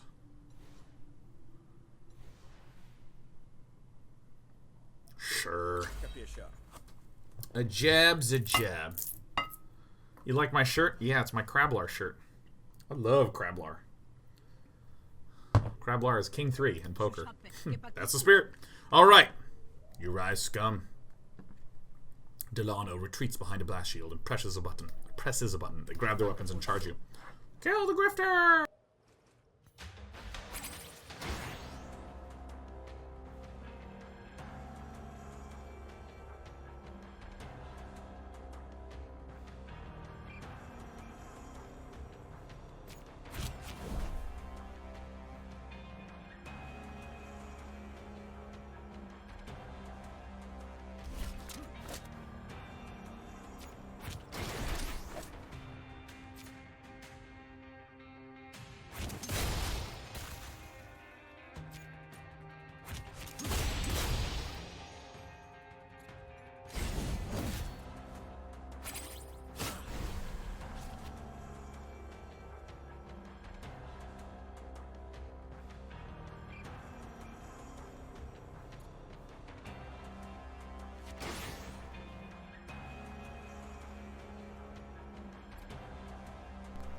Delirium looks a bit painful. Draw 2 cards. Choose one to play for free and expend the other.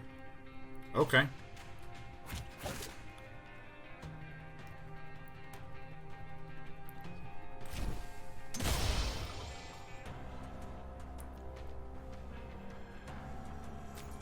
Oh yeah, so I can do like this. Oh, I should have done the mantle first. Okay. Go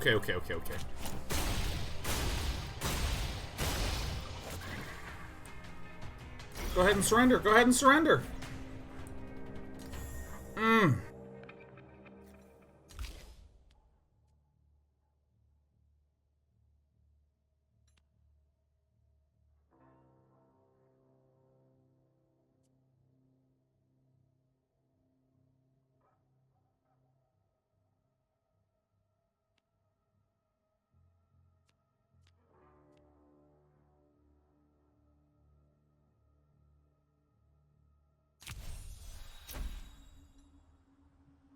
I need a lot more. A lot more charge generation. The fight is over. You turn to flop as it processes the result. Yeah, that's what happened last time with this thing. No surprises there. Just leave it with me and I'll harvest it for spare parts.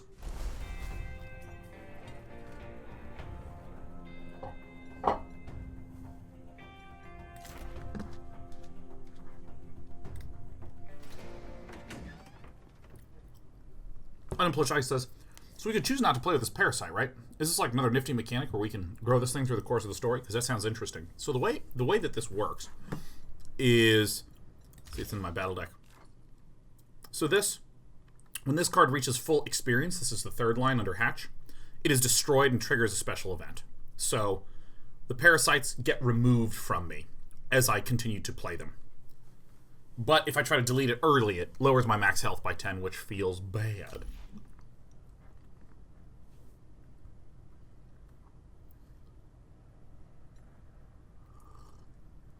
Oh, yeah. Yeah, I just don't like equipment cards as much as I like other cards. Greetings. Report. Gosh damn it. I'm gonna have to come down hard on the factory workers. Here's your pay. Give me the shells. Deal bonus 2 damage, seems to ricochet. Start of one of each turn. Oh, it's part of each turn. That seems really good, ship it. Fare thee well. Your eyes cunningly locked. So, don't see you in years, Rook, and you show up in my door with enemy ties, expecting a warm welcome. I'm ever the optimist, I suppose. It's good to see you, Fellamo. Can it? Everyone out. I need a moment alone with a slippery eel. Through empties, though a rent mouths threats at you as she goes. That dude, those the S's and the TH's. Well, within seconds, oh, he's my friend. Fellamo melts into the relaxed stance you remember. Aw. I mean, maybe this has to do with my relationship with my brother, but like, I just love like 2 guys having an affectionate relationship. Affectionate in the very broad sense of, like, you know, emotionally affectionate relationship. I just love that. I get really tired of watching in movies when, you know, it's the buddy cop thing, and the idea is that they fight for the whole movie, The climax is one bonding bro moment, and then they jab each other, but with a new understanding that they're friends. Like, I actually just broadly hate the idea of, if we're friends, we're adversarial with each other. Like, the number of, like, shows and stuff I've worked on, where someone's like, all right, you're going to do something with this guy, and you guys should just be, like, making jabs and making fun of each other the whole time. I'm like, no. How about we just are funny? How about that? Wouldn't it just be better if we were just funny people? If we were just funny and pleasant and upbeat? Oh, dude, I just like platonic bro friendship, man. Reaches under a desk for 2 polished glasses and passes you a drink poured from his hip flask. It went just as you suspected. Calandra has asked me to infiltrate the Barrens. Oh my gosh, Shrewberry Farm says, just had my bromantic partner talk me through being dumped by my romantic partner. Oh, that's actually so sweet. Oh, that's so nice. Ah, yes, I knew that would be the ice pick in her temple. And she doesn't suspect your true allegiances? Not as far as I can tell. What's next? You'll do as she anticipates. Come see me every day and check in with her as she requires. Once you have a trust, I'll tell you what to do next. At the same time, it's good to see you again. You found a place to lay your head? Some bar called The Last Stand. It'll do. Now, sawed off grifter. We'll have more work for you tomorrow. With one last swig of his drink, Fallow leaves you alone. Show me what you got. Oh, wait, no. I don't want to do this. We're still on day 1, man. Uh-oh, friend Kibi is in trouble. Oh, dude, I actually think I understand how this works. So, like, here's people that love me. We got Goad, Tlok, and Torin. But if there's Calandra, Kibi, and Arint, I have these ones that have likes for me. And I think that if you like someone, events pop up that allow you to get the love action. And then the love will give me a boon. Save Kibi! You find Kibi under Brill's heel, looking one blow away from the worst day of her life. Make an effort to draw Brill's attention. Kibi looks up at you with wide eyes. Rook! I feel like an aggressive person. Deal 2 bonus damage per empty cell. Gain 2 defense per charge. This is a really interesting Swiss Army knife card.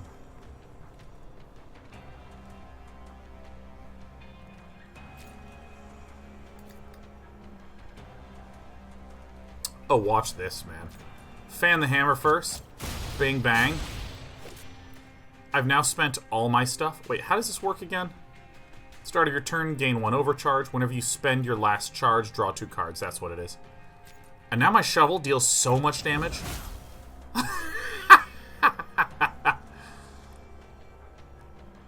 This one's insane. We can also blast twice. Can we just get lucky enough? Can we do this? 2, 4. Oh! Oh! Why did I gain 6?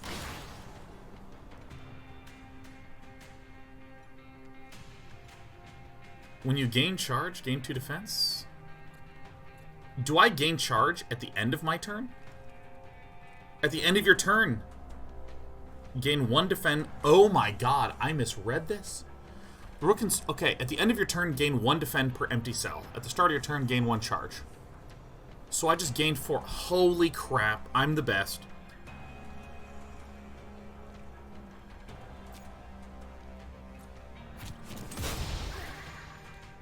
I accept your surrender. Oh, I misread this, dude. That's actually so nice.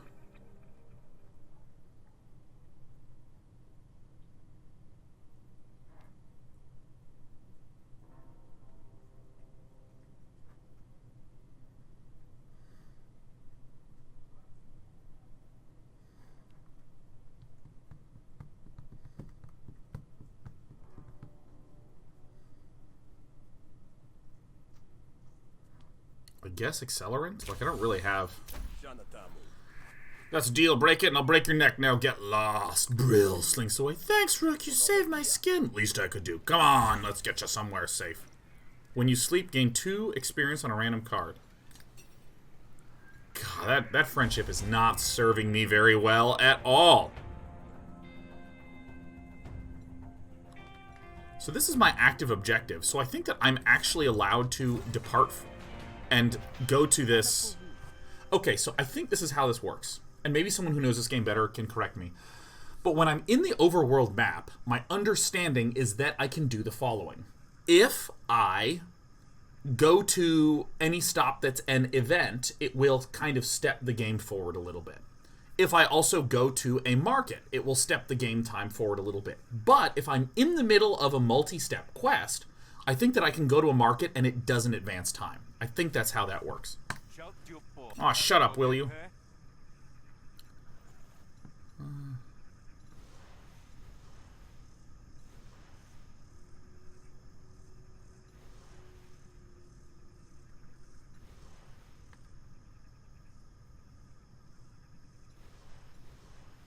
Alright.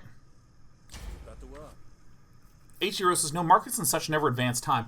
Well, once upon a time, there were like 2 orange quests, and I was like, ooh, I'm going to go to the market before I get to that orange quest. And I went to the market, and when I left, the orange things were gone. So maybe it's not advancing time, but it seems to shape some of the events. Proper channels. Gain to proper channel. Increased by 1 whenever your core resolve takes unmitigated damage. Ah.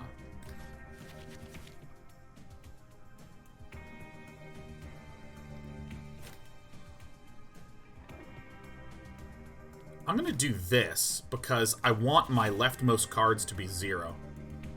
Well, doesn't this suck? Alright. My voice the people's taken 4. Could compose that. However, watch this. Gamble twice. Oh! Alright.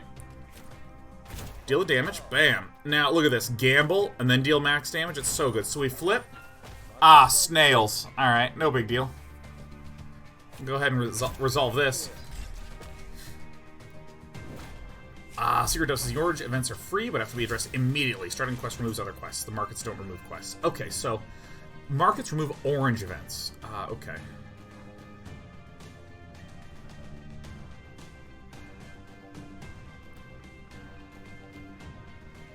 Look at this. I ran to discard bottom snail. Look at that. Bam. Bada bam. Boom. Ooh, look at the 3 dominants.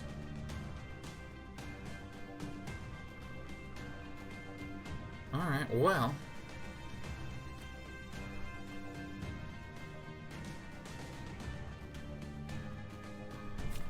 I mean, it doesn't matter at all. I just win. Pleasantries. Yes. Oh, dude. Grunt. Grunt, grunt, grunt, grunt. We're always going to take that grunt. Fine, now listen. It's probably more interesting than my job. Have I told you about the 15 sacred fluids? Gross. Oh yeah, I'm going to the black market, baby. I like that it's that I can go here whenever. First attack, each combat applies to Scorched. Okay.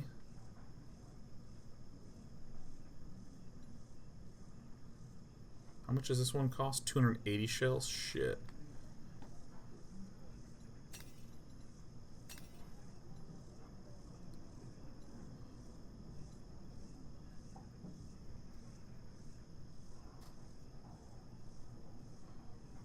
That's just so good. That's just so good.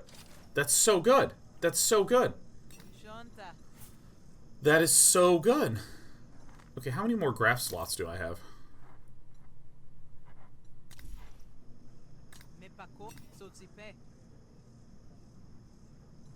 80 shells. Okay.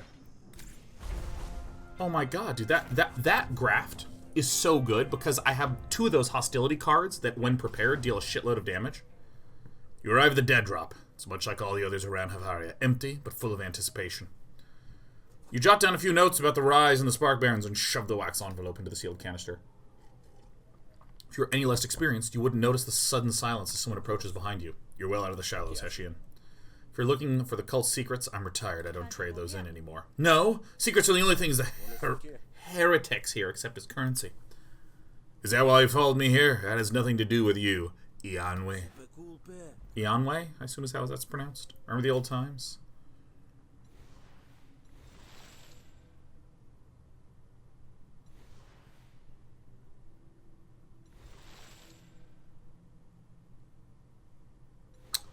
I'm going to intimidate because I just like the negotiation a lot, and I have a lot of good negotiation stuff. So.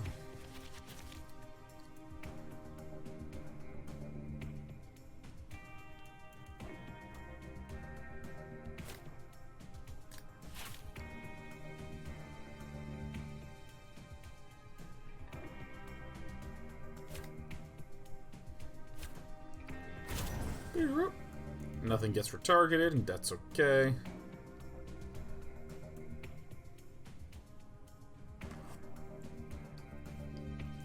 Oh, the damage increases by 1 every time I take some unmitigated resolve. How much damage is this? 3 damage coming up?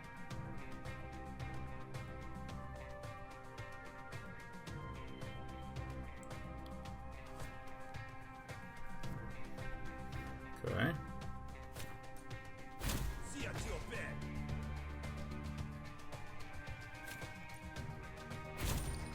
Flipping it. Oh, that was my defense.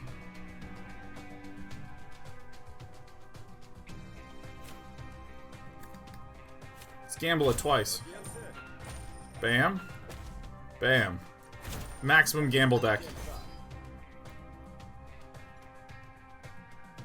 So now, because I took unmitigated damage, this will become 3 damage. Oh, shit. Choose a card to prepare.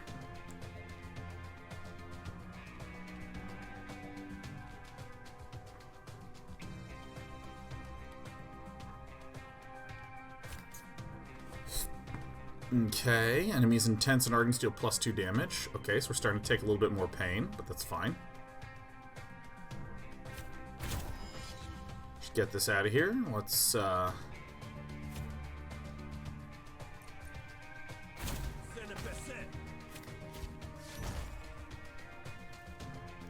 Yes, dominance commencing.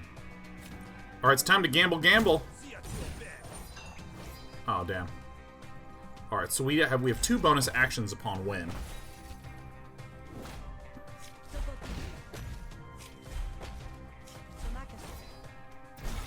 Alright, dude. Oi, oi, oi, oi, oi. Draw 2 cards, gamble for each hostile card drawn. Yes! Bam, bam. Aw, rats.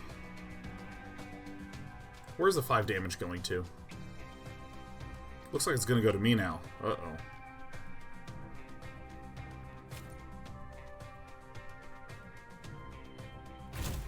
I think I should just have to take this guy out now.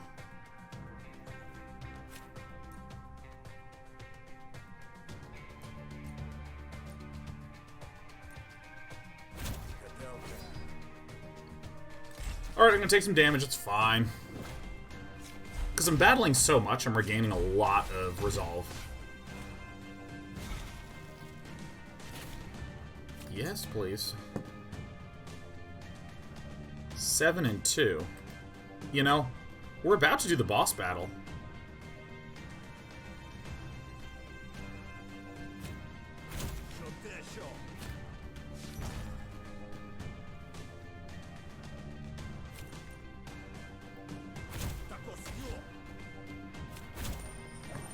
Ooh. Oh, damn it! I randomly killed him. Crap. Oh man. All right. What is dig upgrade to?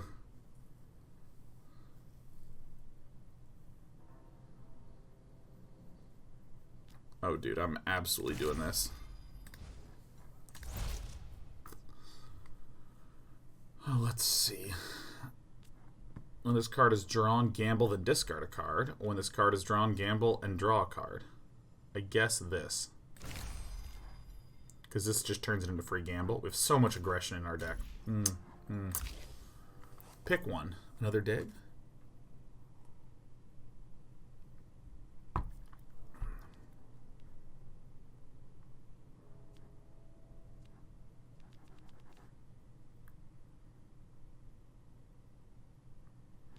I only need this one. I only need this one. Attack. So now I get some bonus actions. Yes, 4 and 5.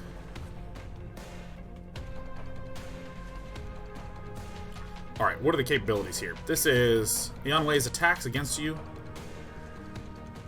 Give you 2 charge.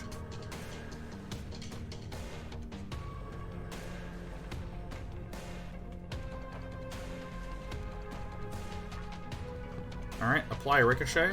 Doesn't matter here.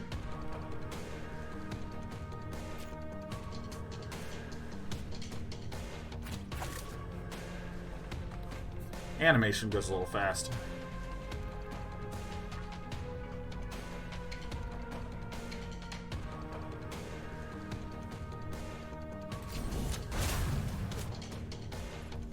Buoyant 2.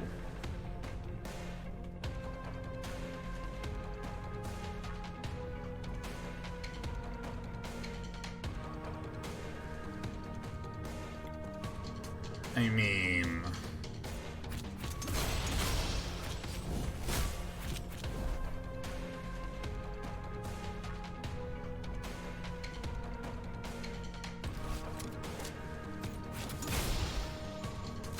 So now we just gain the 6, and then we gain an overload as well.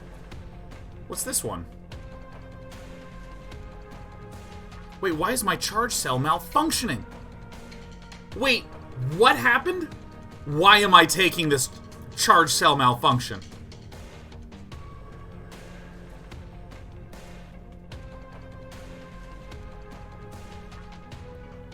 Was that what my opponents did? Oh my god, I didn't even... It's a different symbol.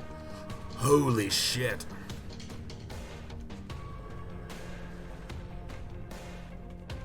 Spend all charge. So if I fan the hammer... Alright, it's been removed.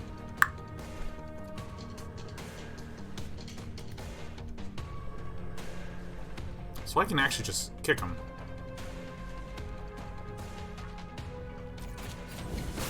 Bang.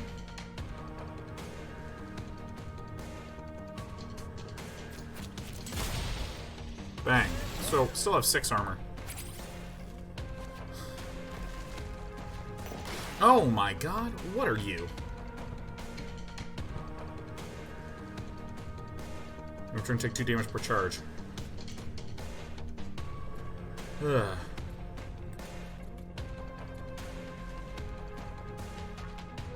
Is this my friend? Oh my gosh, I have a friend. Okay. Apply 2 scorched and 2 burn to an enemy. So like this, just bang. There it is. Padoom. Alright, I guess we'll just like attack twice. Spend all those.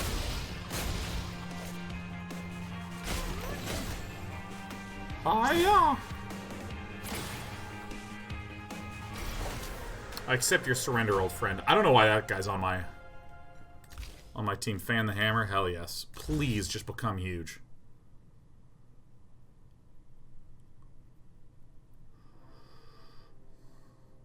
Wow. Holy shit. But I'm just gonna go with the damn damage, man. I feel like a wounder. Look at us regaining resolve. Okay.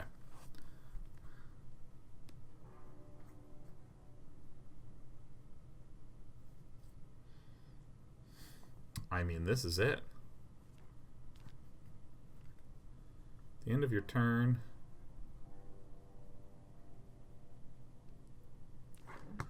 Ooh. Actually, this seems ridiculous, huh? Hey, Wubs Del Servo. Happy Friday and a happy 5 gifties. Thanks, Wubs Del Servo. How are you doing, Wubs?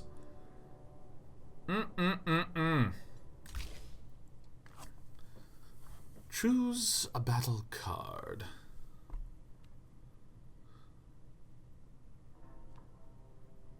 Oh, yeah.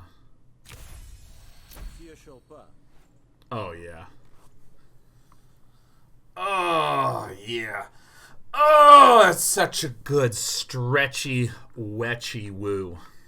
Come now, old friend. Surely this has gone on long enough. If I walk away now, it's Tehesh's judgment. Surely you know that's worse than whatever fate you could deal me.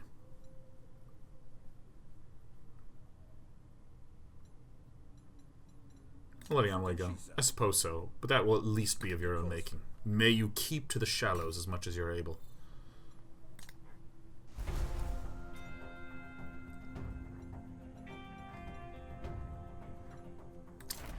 Time to take a nap. No, A Baron patrol stops you.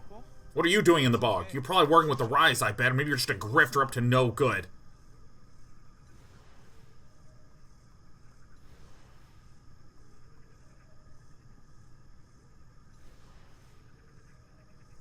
Now, does Wandra already dislike me? You know, I just really love our negotiation deck. Cannot target core. Cannot care less. I'll choose 2 cards to discard. There's nothing with composure, so obviously this. Anything that's defensive, I just don't do.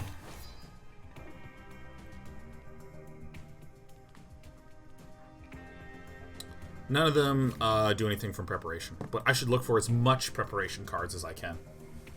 Okay, so Hugh. All right, let's double gamble, shall we? Nice snails. Hopesdale Servo says, having a good Friday at tacos, and I'm hanging out with one of the best communities around. It really is wonderful here, isn't it? I have just been happy as a clam lately, man. Gamble, attack twice? Oh, that's right, I forgot. Ay.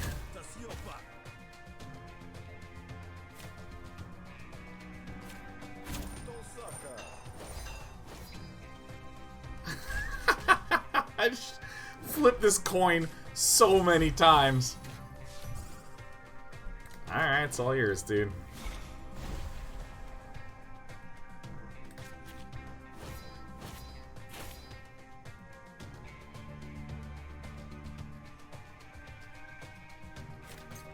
This one, I guess.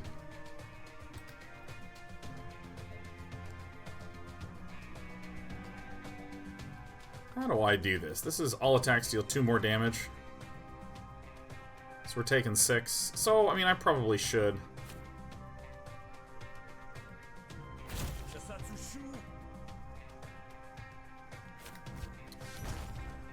I want to be able to do this for 2 turns.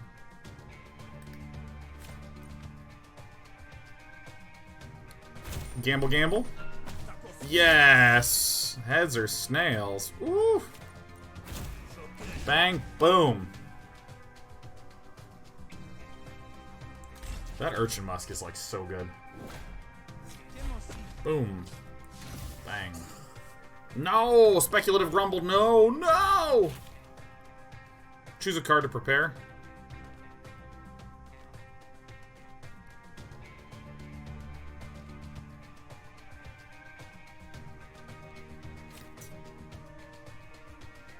Alright, can I nuke this friend right here? I gotta do this one first. Ooh, you hate to see it. Okay, so we will shoot like this. The runoff damage will hit this. 3 life left. 3 is less than 3. Bam.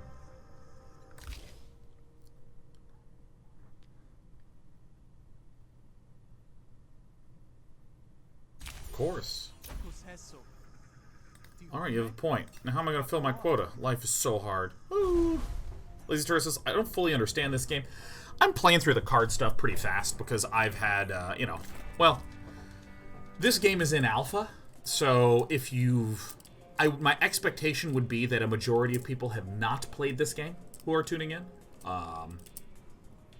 Yeah, this is an alpha. This is like one of the most polished alphas ever. It's like some of those old Blizzard alphas where you're like, are you fucking kidding me?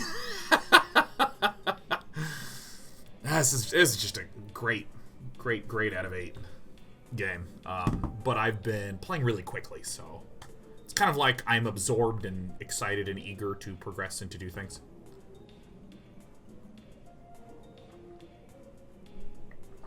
Oh, HG Rose, the Lethalist of Rose is here. Oh, Rose, I hope you've been seeing my Jeskai control list, man. Woo! It's been spicy!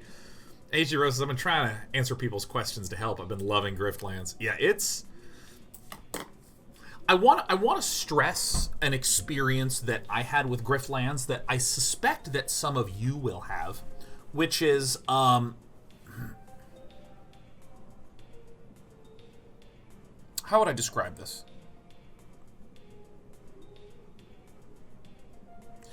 Like, let's imagine you're playing a roguelike game.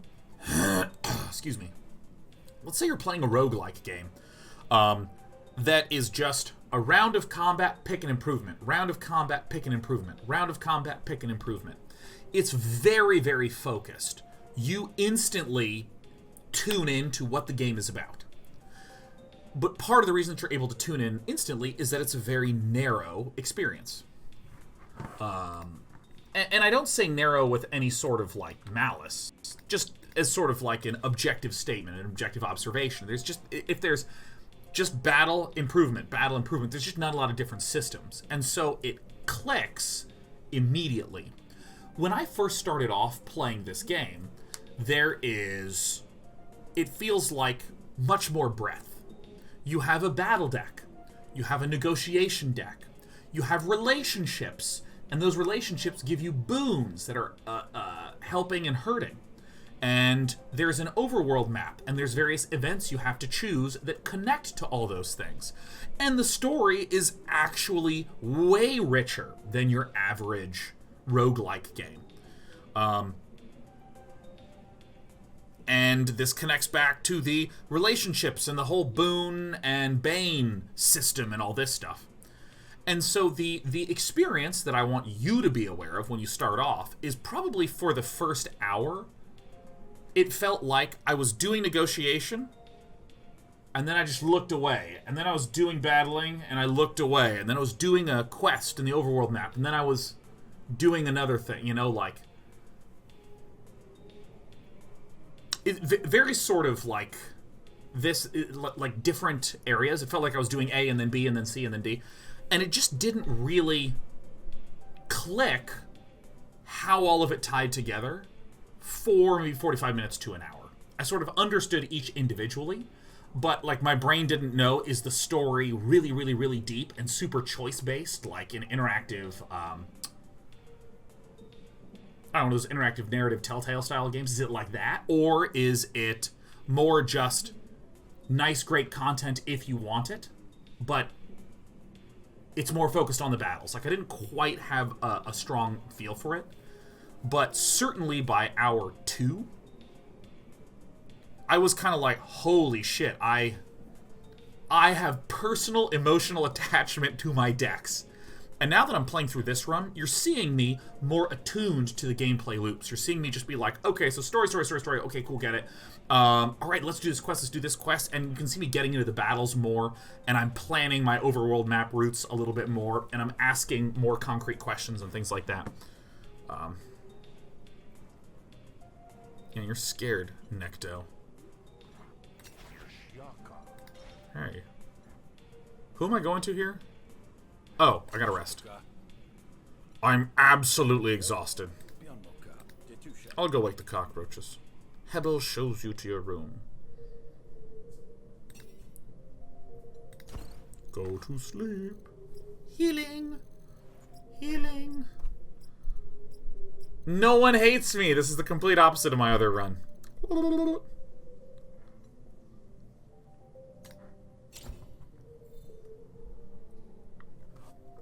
You wake up ready to further your intrigue here in Grout Bog.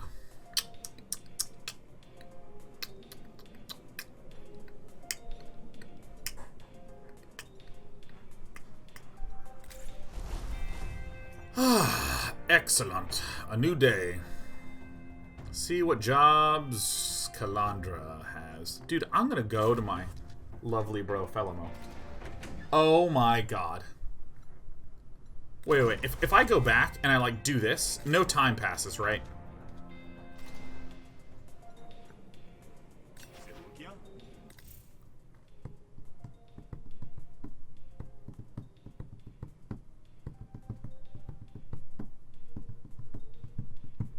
I think I just want the bog coin. I don't really need a lot of cards, honestly. God, that is so good. Boop. Tang Hamilton says, feels like it's been 53 months since I've seen another human. Happy 53 months, Tang Hamilton.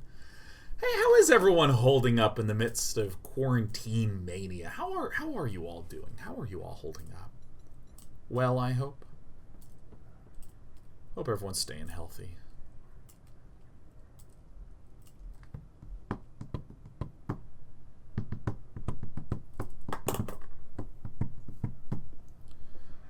Morgan the Mad says, darn this quarantine, I haven't left the house in years. Hello again. I'm ready to do you dirty. At my assignment, I take it? Ah, how the tables have turned, eh? Cullen the herd. We need Clemmy dead. What did this particular sap do to deserve it? We're paying for results, not questions. Understood. Marlo says it's been an adjustment. Yeah, adjustment sounds about right, man. Bum ba ba dum bum bum ba ba bum bum bum ba ba bum bum bum. Detroit Lynchman says, I'm bored, but alright. There's a slight irony to the fact that my emergency benefits from the government has actually improved my standard of living, but apart from that, we're good. Lazy, but good, yeah. Marcos Saints has shown learning programming with C++ so awesome. Oh, it's going to feel like a mix of so awesome and then so horrible, because that's how C++ works. C++ is like working with a... Have you ever seen Death Note? You know Ryuk, the Shinigami, the death god, who is utterly indifferent to the joy or suffering of any humans. He just does shit because he's bored. He just kind of wants to see what'll happen. I kind of feel like doing C++ is like working with a genie that has the personality of Ryuk. You know? You're like, all right, I want to deallocate this particular pointer. And it's like, you got it. That's what you want to do, man. I mean, I'm going to crash, but, you know, it's fine. You wanted me to do it. I'll do it. It's fine. Ooh, Asha says, I started a 30-day yoga journey with Adrienne on YouTube. It's been a nice change of pace. Ooh, that's really smart. I should do that. Lazy Turtle 100 says, last year of university, so doing this final year physics project without proper resources is difficult. Oh my god, yes. God, I can imagine. Ugh. G Noxious says, holding up. I asked chat for prayers as my wife wanted to practice haircutting. Turns out prayers didn't help. Oh, this weekend, I'm doing an at-home haircut. Fuck yes. I might come back with just an appalling collection of hair. I might come out sexier than you've ever seen. And the important thing is that all the possibilities in this band are possible. All of them are possible. And, end up shaving it? No, I'm not going to do it. Borg Leader says, someone who does C++ for a living, I get nervous whenever I do manual memory management. Containers are bust. Dude, I use C#. I'm like, it's fine. It'll figure it out. And, you know, what if it's slow? So what? I'll up the min spec. I love C#. Hey, Clemme. Hi, Clemme. Clemme nods and acknowledgement of your presence. Well, it's a start. Spark Brains want you dead, and they hired me to do it. Hash off. Sorry, pal, but Spark Brains want you dead. I feel like a bad person. Oh, what a nice lucky shot. Look at this. Bam! Oh, actually, this might be broken. Bam! Bam! And then at the end of the turn, I gain how much damage? 6. Excuse me, how much block? 6.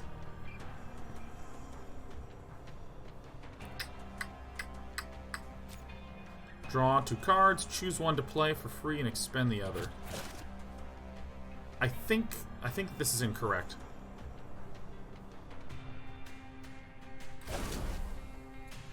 Congratulations, you burned yourself. I think I should wanna...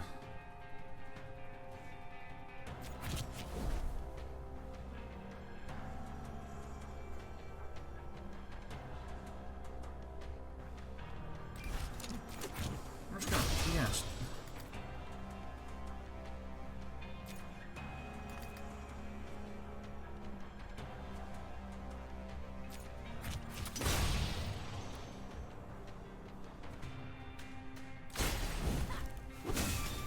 Can opener? Can't even open the can opener.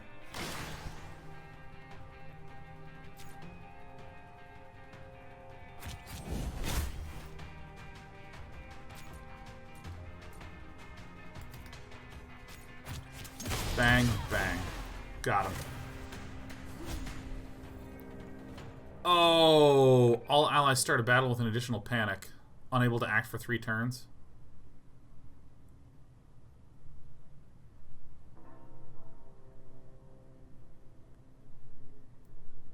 That is really bad. All allies start battle with additional panic. So does that mean I just start off and I'm panicked? Oh, I'm sorry, I forgot. Panic is that emergency health meter bar. That's the threshold. Never mind. Never mind, never mind, never mind. Give me that money. Give me that money. Opponent gains 5 indoctrination. Boom. Kicking lucky shot. I wish to kick. Up Greedo. Yeah. Lucy shot.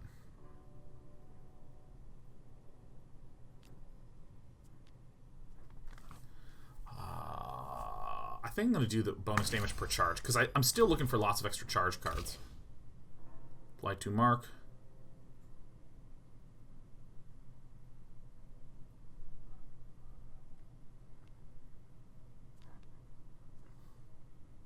Yeah, shouldn't do this, yeah. Your mustache is sharp and gentlemanly. Hey, thanks. Thank you.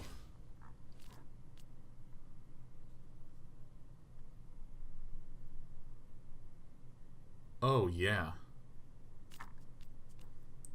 Oh, yeah, look at this. Claymay has died in my lap this morning. I can't wait to negotiate. Flip this coin, gamble it up. Gamble, gamble. I don't know why I'm saying gamble, gamble so much. Probably because this game is full of gamble, gamble.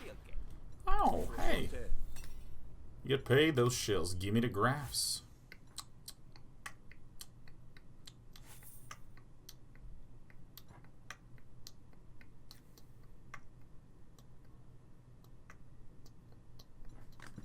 I don't think I have a lot of negotiation graphs, so I'm just going to get this one.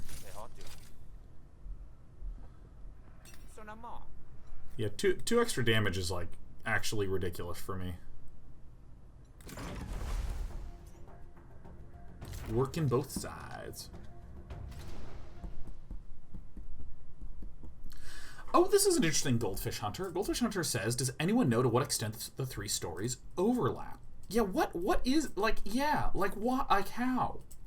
In what way and in what regard?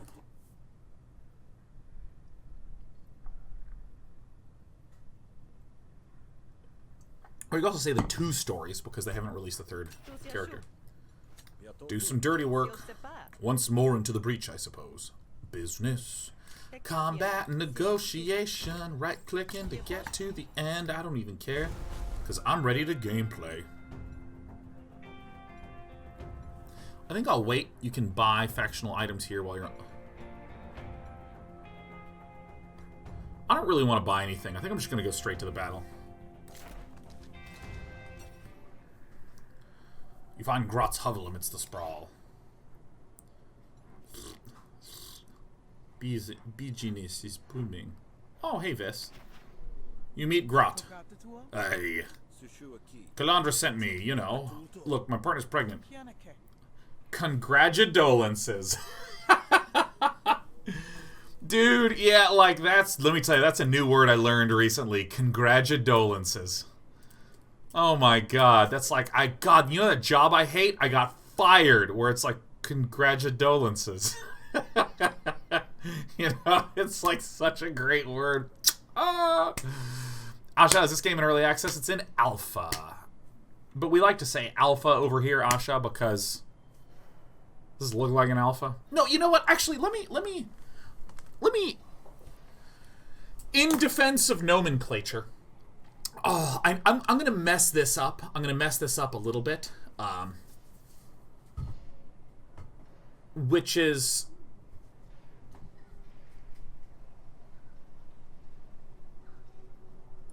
like, it used to be the case that, like, alpha meant that everything was pretty much locked in the game, save for some minor adjustments to numbers and maybe polish. And that beta meant it's done. We're just looking for bugs. I'm more certain on the former term for the beta term that I was talking about. But yeah, beta formerly meant the game is done. We're just looking for bugs. Now, this made a lot more sense back in, like, 90s. When you would make a single-player game, put it on a floppy disk, and just send it out. See, Drenzen says, alpha means mechanics and game systems are mostly decided upon. It used to mean something way stronger, like the mechanics are done, the game systems are done, everything's done, save for some number tunings. But yeah, betas are like, we are not adding a thing more. But then what happened is, you started to get games that would get updated over time, and I think a really great example is, like, Heroes of the Storm. Like, I had a really interesting relationship with Heroes of the Storm, where I would play it, like, every month or something like that. Play it for a few hours, and then sort of walk away, and then come back and be like, oh, let me try again, and walk away, and then come back. And, I mean, they were making changes constantly to the UI, reworking heroes, adjusting how maps functioned, and so on and so on and so on. It was really amazing how much it was changing. You have tons of other games that were like live service games that were getting updated. Then you had the whole idea of early access, you know, which is sort of like a mix between a product and a Kickstarter, you know. And the words alpha and beta and pre-alpha lost all meaning. So I know that in a lot of people that have been in the industry for a while just started using the term pre-alpha a lot because they just meant we're nowhere close to anything. Nothing's decided upon officially. And it's kind of funny because, like, this game, in a lot of ways, technically does abide by a very traditional definition of the word alpha. Systems are locked. Mechanics are locked. There's a lot of content in here. There's a lot of stuff. It's just not all the way done, right? But, like, it's kind of funny because there's a lot of people that say alpha is nothing's finished. Beta is we feel a little closer to finished. And release is we have a roadmap.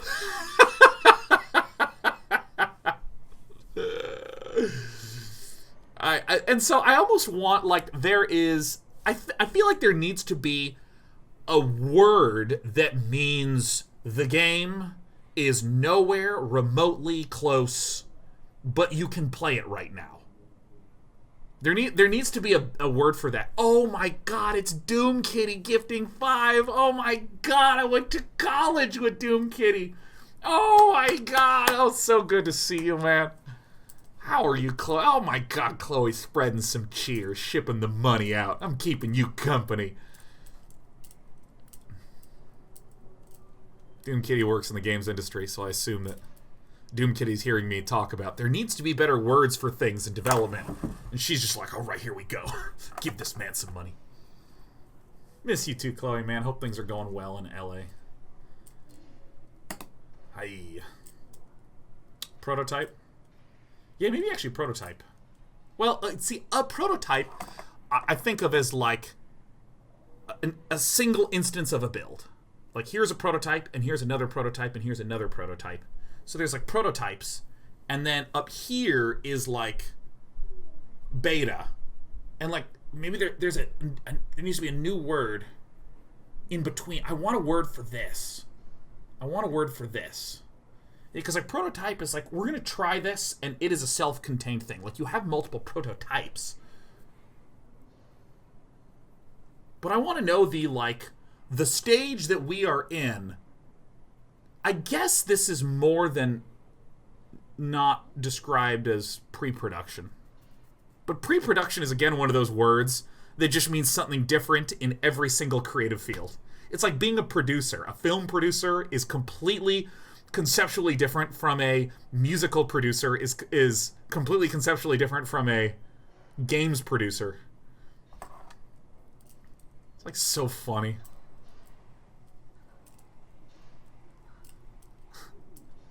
A Bralpha type. That's a good one, Velociraptor. A Bralpha type.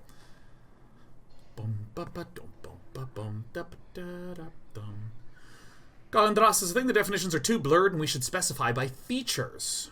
Okay, so here's the thing, is there is a huge difference between the core gameplay concepts and then the features. Once one has nailed down what the actual gameplay is, the output of that is a list of features that must be completed.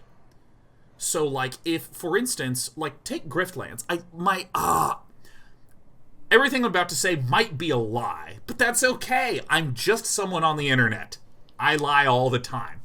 I believe Griftlands was originally designed to be like an RPG and not sort of a card builder. I think. And let's assume that this is true just for the sake of argument. You might be writing a story, building a world, building character identities, but you don't know what the gameplay is. Now, if I'm thinking of this as a feature, like, okay, tell us when the combat system is done, let's try to get a roadmap and a plan for that to be done. Well, once you have come up with a combat system, you might be done, or you might have to completely trash it and redo it because it's not fitting with the rest. But once you have said, okay, we know that we're a deck builder, we know that we're going to have negotiation and battle, we know that, now what we need is a screen to display cards with the following properties, and now that's the sort of feature that you can actually measure a sense of completion towards. Because it's not like you're going to make the deck builder, and then you're literally not going to have cards anymore. You're not going to have a deck anymore, so you don't need that anymore.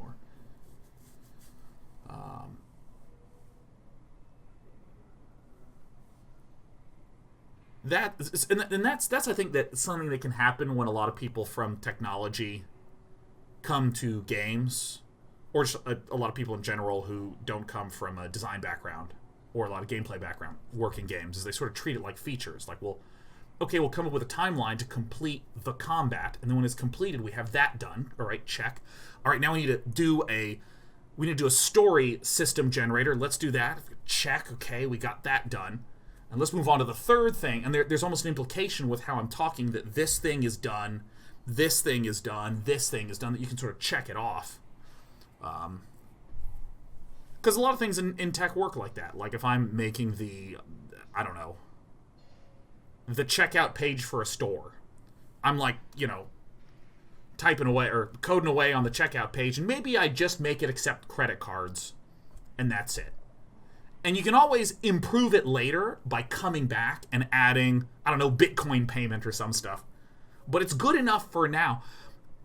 This makes sense when that feature set is additive. Like this thing, the checkout page is pretty independent from everything else and you can just add to it. But games I sort of view games as like card castles. If you have this kind of combat and this kind of character progression, and each one sounds good individually, but if you lay them against each other, your card castle falls apart. You can't just add more character progression, because if they don't balance against each other, it just doesn't work. So there needs to be a lot of, okay, we're going to try this and we're going to try this. This isn't working, completely throw it out and completely throw this out and then do it again and do it again.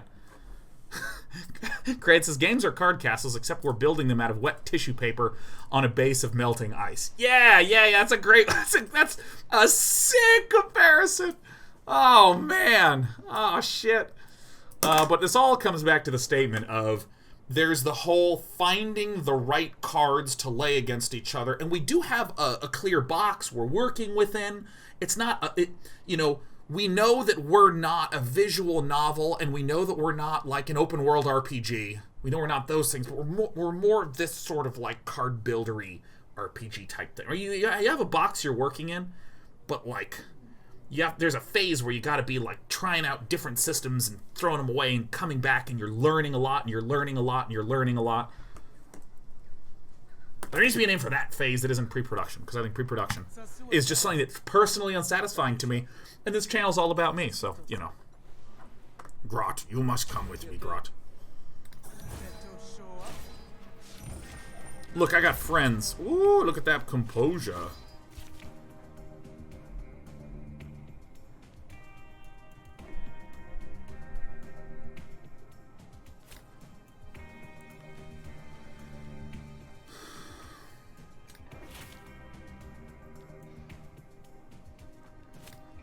Yeah, I'll do this one.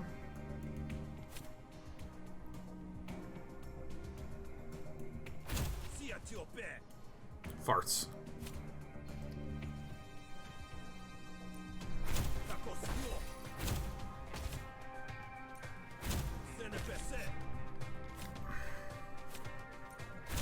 Armor up. Kratos says, what's my job at my company? Do exactly what Day Knight's talking about, and we have absolutely no idea what to call it either. And default to pre-production. Yeah, there needs to be a more dope word. Choose a card to prepare. Grunt. Can we just win this turn? What's indoctrination? When dismissed, gain 1 dominance per stack. At the end of each turn, gain 1 influence and reduce. Okay. No, my face!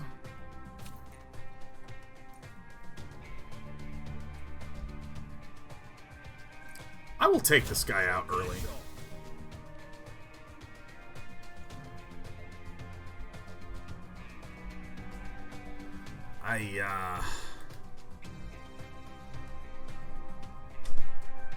Alright. Let's do it. Yeah, alright! I love gambling! Yeah, bam! The Natural Tanuki says, I just submitted a Quarantine DK30 outline. I'm already stressed out. Well, Natural Tanuki, first of all, love the reference to your name. For any of you who don't know, in the game of Go, to Tanuki is to, if there's a little conflict over here, and then you decide to play a piece way far away. That's like Tanuki, to play somewhere else. But the Natural Tanuki, I would say, if you're feeling stressed about your outline, consider cutting everything, all your self-demands out, in half. Oh, Natural Tanuki says no. That's T-E Tanuki, not T-A Tanuki. Oh.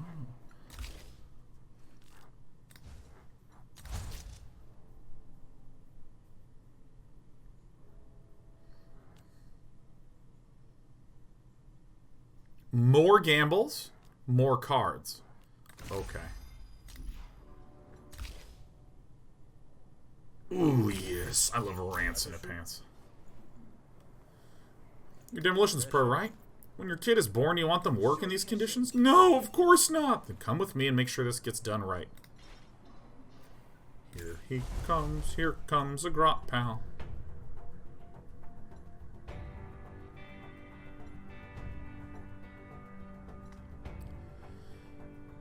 Crap, how much was... No, I think it's like 240 or something.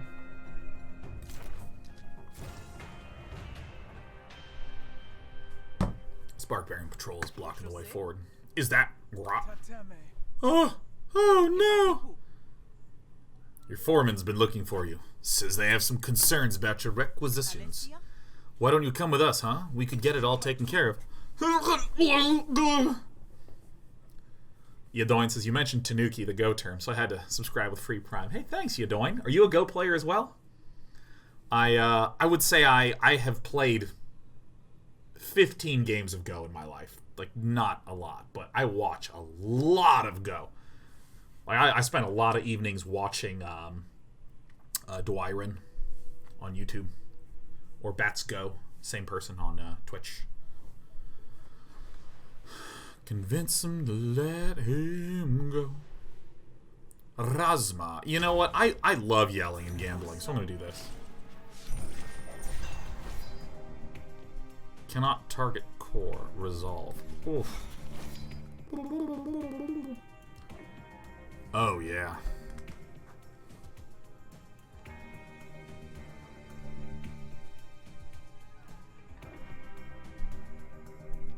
I don't know why I'm digging, but I'm just going to do this. I hate this card. Alright, so we're going to do the good old Foresight.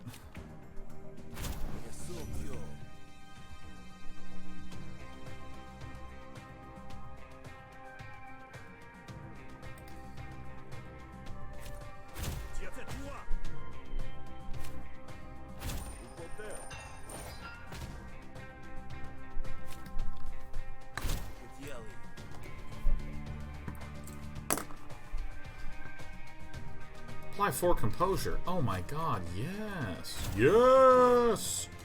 Yes!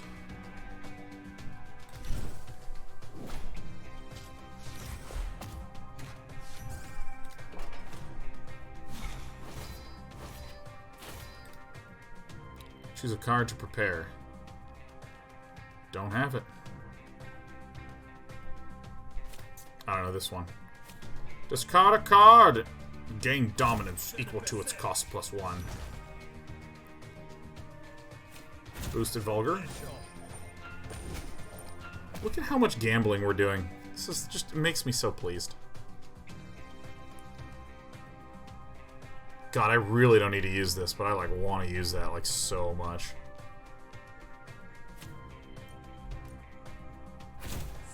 Bang.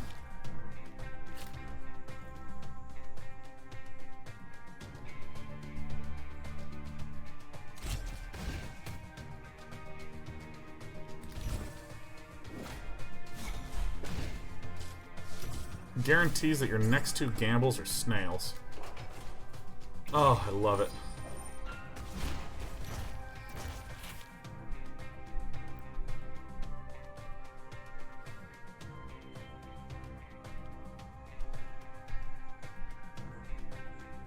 Yeah, I'll prepare the aggressive, huh? When dismissed, loses half the resolve. I'll hit this. Ooh, you love to see it. Gamble? Oh, yeah. Gamble? Oh, yeah. Oh, I love this idea of rigging the flip. Dude, this is just disgusting. This is just disgusting. I can prepare it at the start of every single turn. Crossing a little explosive, if you get what I mean. Is that a threat, Labor? It's a warning. I mean, we tried to make some hooch out of bog berries, and she tried it, and Sparkbrain takes in a sweat beating on Grout's upper lip. The powder shining on her face. Oh, Hesh, get out of here! Get out of here!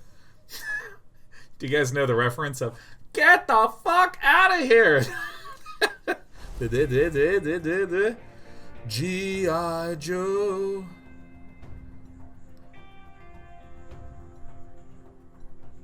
Pork chop sandwiches, you know it, Genoxus, man.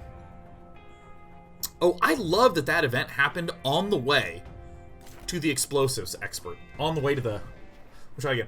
We have an explosives expert, and a random event that occurred on the way there referenced the fact that the person we were with was an explosive expert. Ooh, you love to see it. Here's a bunch of detail and information. Sabotage the digging site. Let's just get this over with. You said it. Grout unwinds a cable from her pocket and makes quick work of the program perimeter. Along the way, she studs the cable in small charges. It is set. It's set. It's gonna explode. Let's get out of here. At the gate, there's a crowd of folks. Barons? Scabs, by the look of it. Labor is hoping to take the work of the Rise. To take the work if the Rise doesn't show up on their shift. They weaken the movement, but they're just trying to get by, same as the rest of us. Well, they're not going to get by for long if they stay here.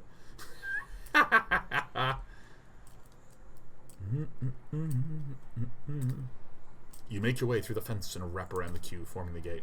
One of the scabs notices you, and the others follow. His lead like a flock of fish. Etc., etc., etc. You know, okay. It's time to talk about the difference between narrative systems and, narrative elements and formal elements. Choose 2 cards to discard. We never like composure. We never like trickery. Ooh, choose a card to prepare. We have a pair of rants. This one. So, when I say narrative, I mean the meaning of things as it relates to not just story, because we talk about narrative when we reference story, but also in terms of just like the aesthetic and the flavor and all the things to do with actual real-world meaning. And when I say meaning, like, let's take, for example, this card, Proper Channels. This is a negotiation card. That's the sort of narrative meaning. We're in a negotiation. This is supposed to be about, this is very clearly related to some kind of, I can't remember what the name of it was, like an authority card or an admiralty card.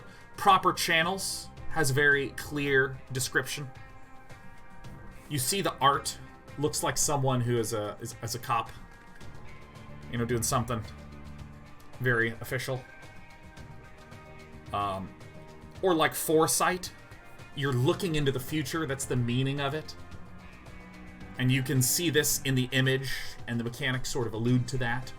And again, foresight in the context of a negotiation makes a lot of sense. Now, the formal in a game is all the interactive mechanisms devoid of their meaning that has nothing to do with meaning. So, for instance, this is a card that costs 1. It causes you to be able to choose what the outcome of another object is and all this stuff. This is something that costs 1 and it deals 3 to 4 damage, and damage is a system in the game that means that this is health, and things that deal damage subtract from health, and so on and so on. So, you think of these two things separately, and it's almost easier to describe, you know, narrative versus formal when it comes to, like, art. Like, this circle is a head. That's the narrative meaning. The form is a circle. It's just the shape is a circle. But one thing that I really like about what Clay has done all the way throughout,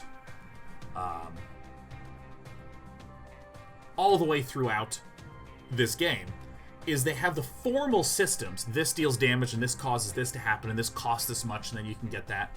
They've taken that, and they've wrapped it up in a really interesting narrative wrapper. This is not combat, this is a negotiation. As we all well know, you can take the same card setup mechanic and make it about combat and shields and defense. How do we know this? Because this game literally has that system. But by sort of wrapping it up in this different way, by saying, yeah, what if the narrative theming is negotiation? There are cards that you can,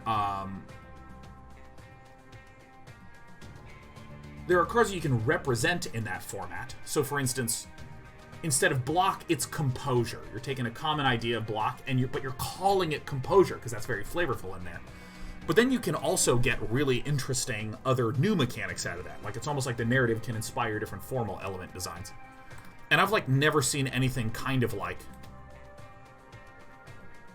I've never seen anything at all that's like this sort of negotiation fight. Shift Happens says, it seems like all the fights are super easy. Is it because Day 9 is really good, or is the game just more about story? Well, Shift Happens, this is my first run with this character, and a lot of games try to get you easy stuff in the first half, get you way harder in the second half. And the game, each run is 5 days long. So there's a lot of opportunity and room for growth in terms of the escalation and difficulty. But then also roguelite games, on their first runs, they tend to just put you on a low, easy, straightforward difficulty level, and there's ways to ramp that up. And all that said, I assume that it is because I am the fucking man.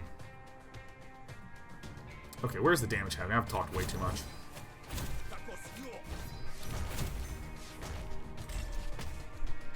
Yeah, I want all my hostility cards to deal an additional 4 damage. It does sound good.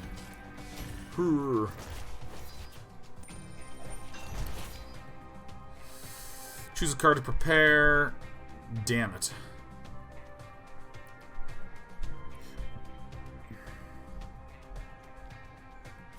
Why not?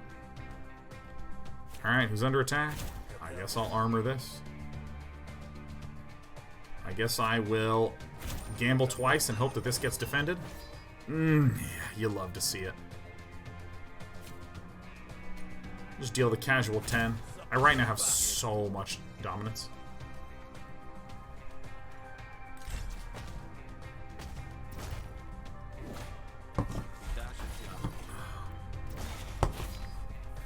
Choose a card to prepare. Grunt.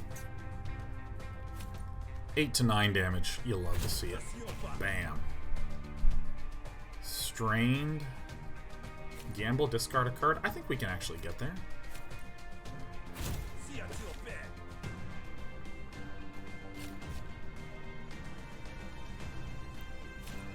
Gamble, gamble, hit heads. Oh my god, I was so close. Oh, that guy was getting shot anyways. I'm the best. Accidental.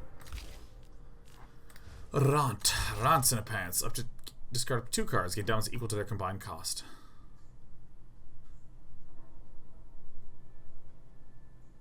Probably this one. I don't want to be discarding that many cards.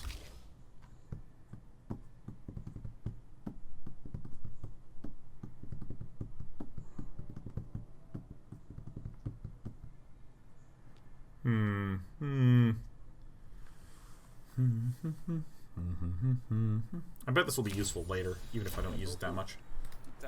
Look, you don't think it's odd they haven't gone ahead and opened the gates yet? You've been here for days, you said, yeah? It's because the Rise are stalling them! Yeah, but it's a trap. They've rigged the place to cave in. What? You're joking. I wish I were a friend, but trust me, you don't want to be here when the shift starts. The Barons won't care if a couple of transients get caught in the blast. I've eaten in 3 days. Whatever. Getting out of here. You run to a safe distance. Boom. The Barons are going to be using that dig site, but they're not using it anytime soon. We did it! Nobody got hurt! Thanks, Rook! You're amazing! At the start of each battle, gain 4 defense and 2 temporary power. I love you too, Grout. I love you too.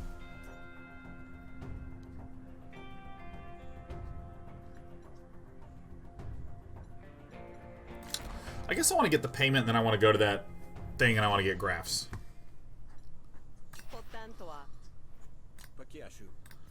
It's blown up. Oh, yeah. Oh, yeah. What are my graphs right now? I'm going to need some more slots. I'm going to need those juicy slots. Okay. Your allies receive 2 power at the start of the graphs. Holy shit. Start of each turn, gamble. I'm actually going to get this one. I passed up on this last time, and that's, like, I think very sick with my repeated thing. Oh no! Mysterious Gambler's been plying his trade in the bog! Well, guess what? Day 9 loves some gamble. Day 9 loves some gamble. You see a Kradeshi trying to get the attention of the crowd. Step right up, test your luck. What are you selling? Oh, you scared me, Grifter. Etc. Play the game. Oh, are you kidding me? Yeah. Show me what you got. Keep your eye on the coin. Here we go. Call it. Snails. Too bad it's heads.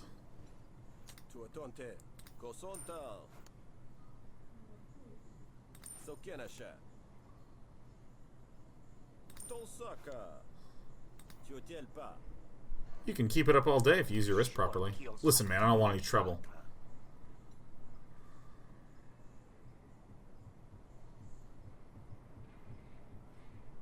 Huh.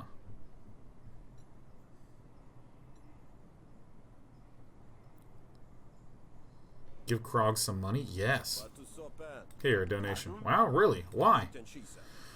Don't make me think too hard about it, or I might change my mind. Now be more careful with your flips, Krog. Will do, sir.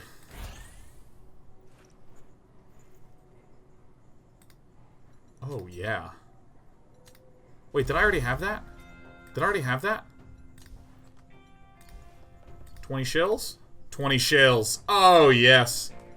Oh, yeah. Give me the black market. Oh, my God. Look at all the discounts. I gave him money to save money. It does stack. I sure freaking hope. Show me what you got. Oh, yeah. Look at that. Whenever you gain fully charged, reduce the cost of random card. What do I actually have here? I'm full on battle graphs. We draw cards at the end. When we charge, we gain defense. We gain overcharge. We gain power. What about my negotiation drafts? Whenever you gamble, apply 1 composure to a random friendly argument. Duplicate the first argument you create every negotiation.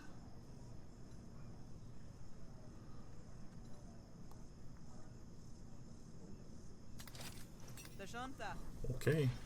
That's awesome. Every time you gamble, apply 1 composure? I mean, goodness. Yeah, let me tell you. If this were a roguelike, and someone said, does it stack? The answer should be yes. If it's a roguelike, the answer should be yes. Hey, do you want to make a quick buck?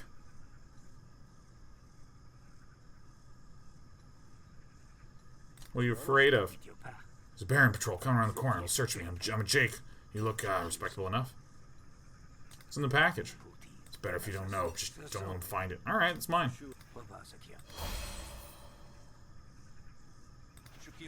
Out of the way, Griff. We've got a smuggler to deal with. I don't have anything, you rent-a-cop. Comes up empty. Ha, told you. Your next, Grifter. Empty your pockets.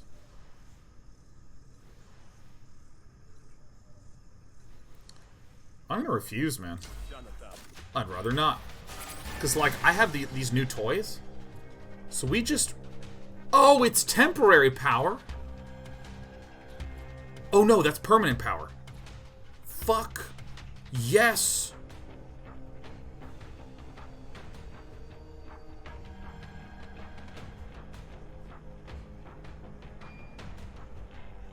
So if I apply Ricochet equal to the damage dealt by this card...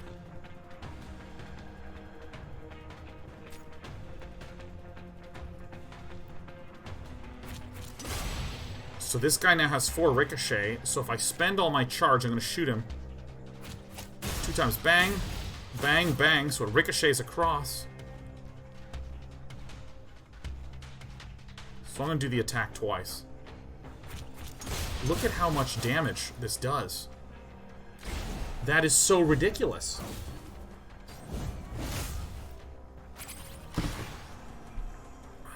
Delirium. Ugh.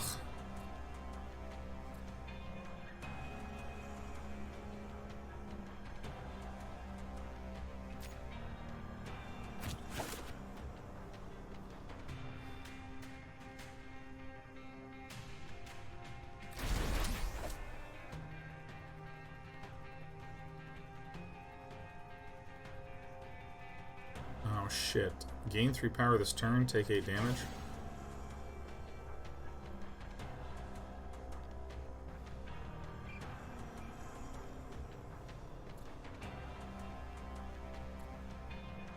So I need to deal 15 more damage.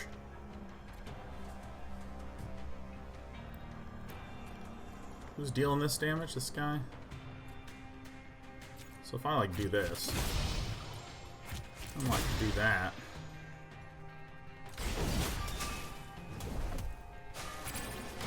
Flume, flume.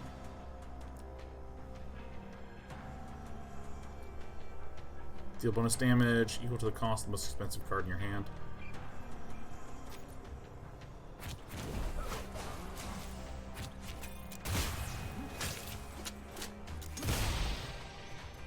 And this guy's now going to take all the damage. Yes! Accept surrender. Pick a battle card. Dang it. I'm gonna try this lucky shot and keep trying this lucky shot. Oh, wow, thanks. Wow, you really saved it. Oh, you love me. Oh my god, everything in this game is free.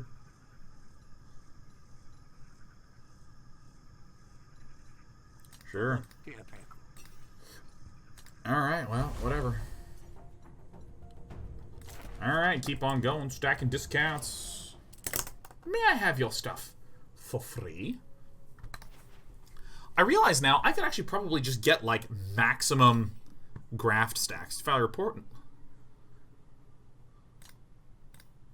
Proceed to Grout Bog. Access gate and facilitate the entry of Sundara to the bog, accompanied by cargo, etc. Eliminate Sundara with discretion. Hebel.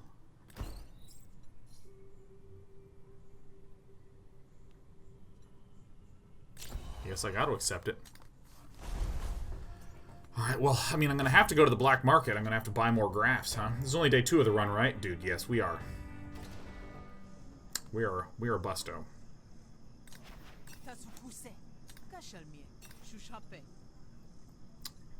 Dude, it's 40 shells.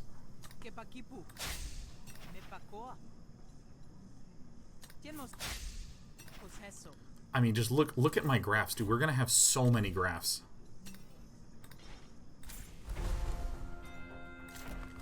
Special delivery! Special delivery!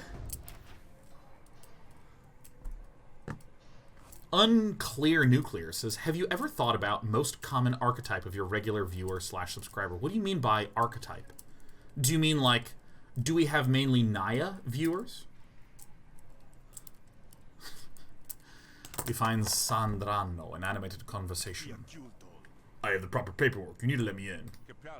I told you already, the authorization of as of date. As of when? As of now, because I said so. Look, I don't make the rules, I just get to enforce them. Get the right stamps so you can go through.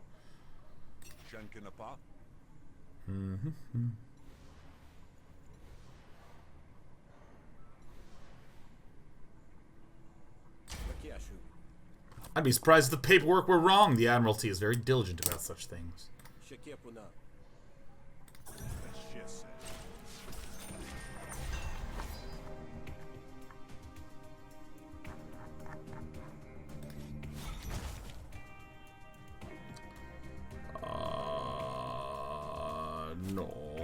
No, yeah.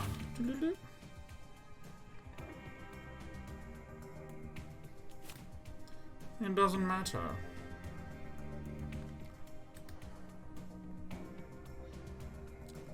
Wow, this stinks.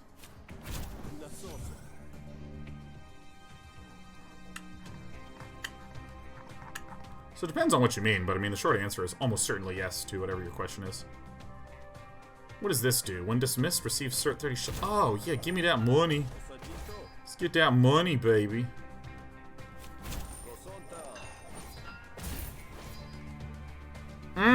Making bank.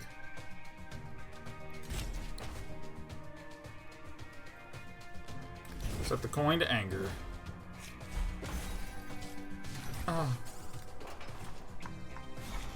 Yeah, but when you ask about archetype, do you mean like what is the most common archetype in something like Magic?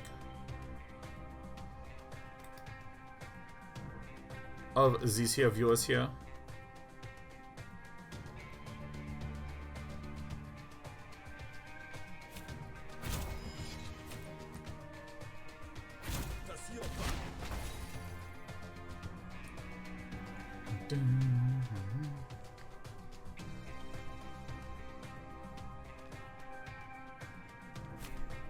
This is good.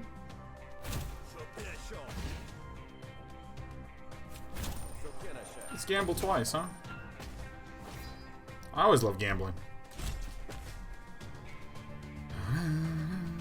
What are we at right now? Let's set it to heads. Oh no. Oh, that's not how it works. It does it at the start of the turn, huh? Oh, it's rigging the next gamble.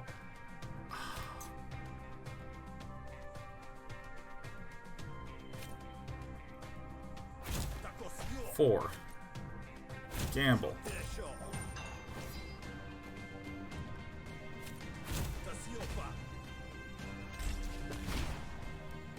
Pretty angry. I meant demographics. Yeah. No, I mean I think that's a very, very important thing to be aware of, is what kind of people watch your content. Just gotta prepare this awesome one.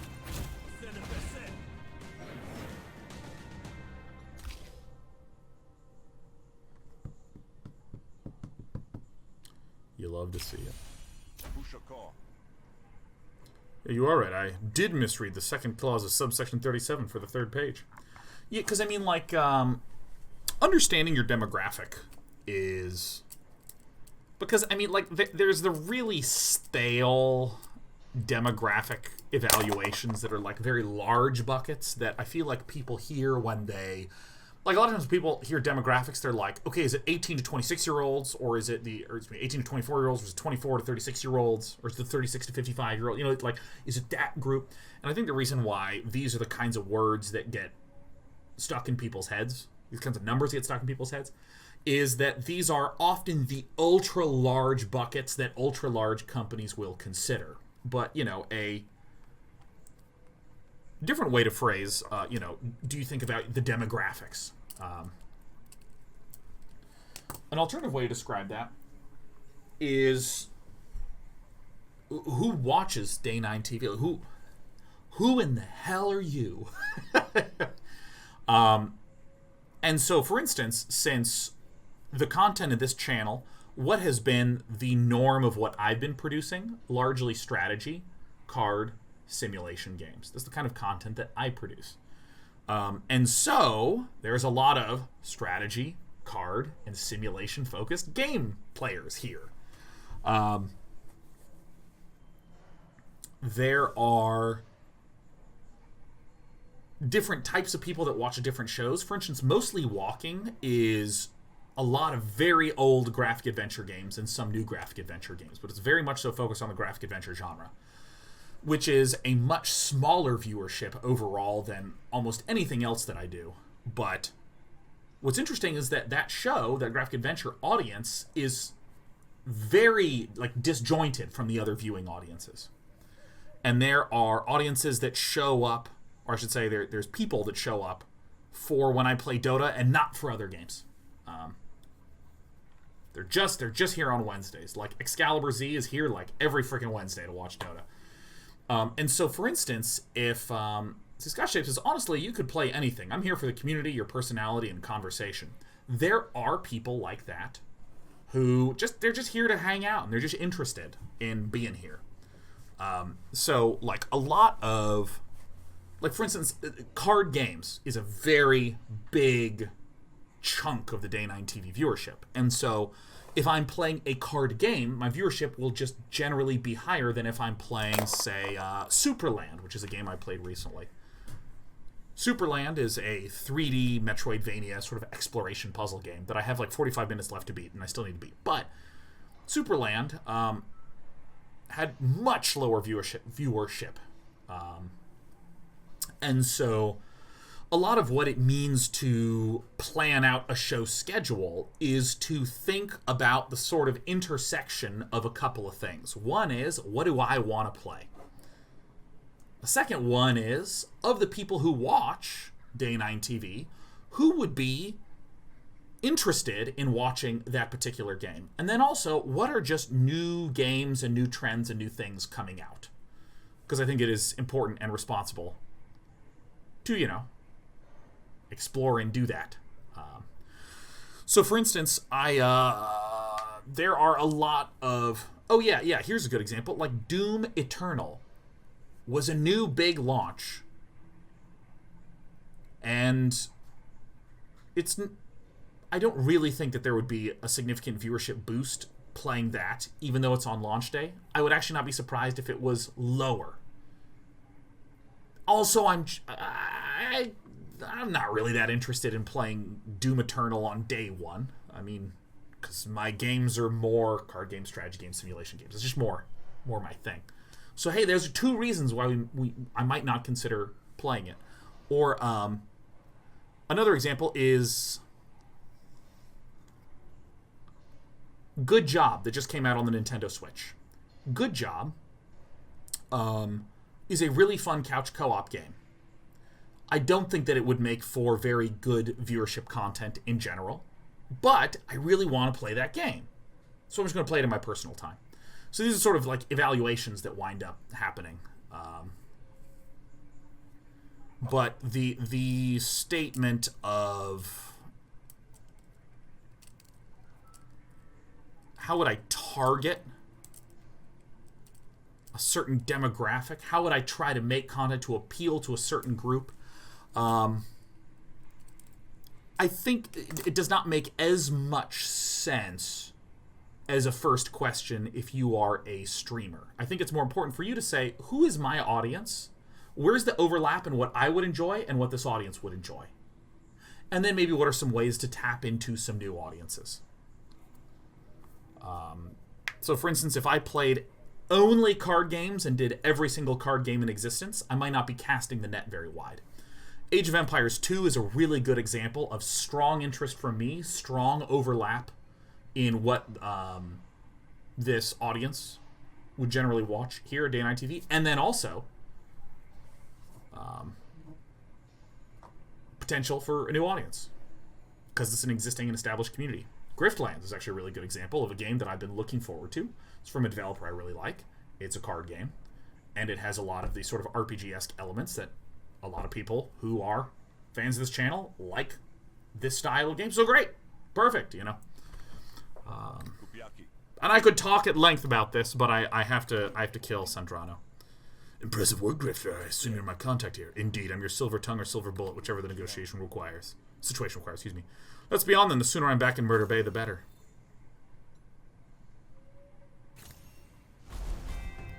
So I didn't kill I didn't kill him.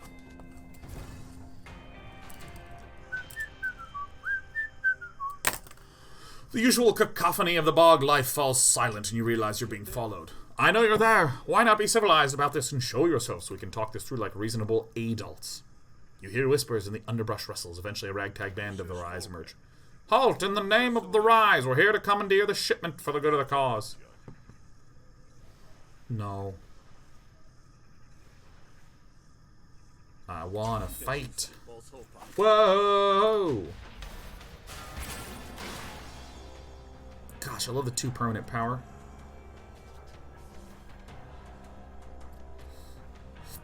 Three damage coming in, huh?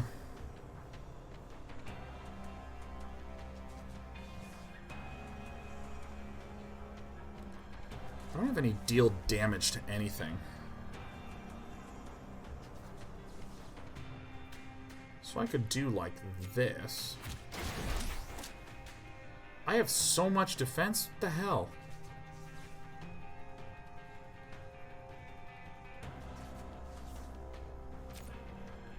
Burn the dog.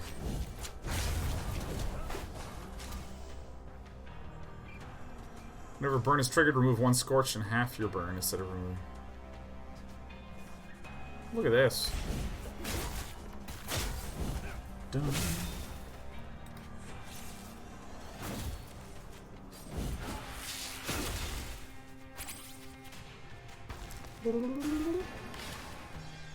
Dude, what is with these bog cysts? When destroyed, the attacker gains 6 mending. What? Spend 1 charge, deal.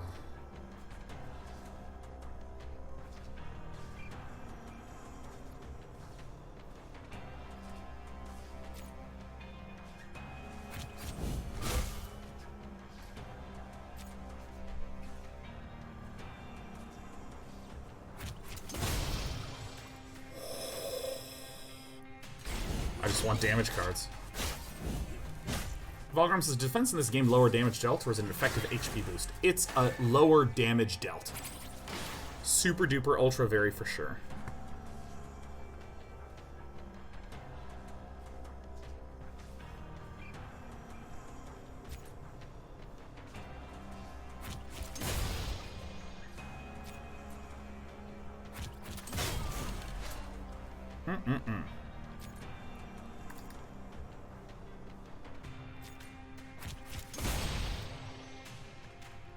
I'm like so low on health.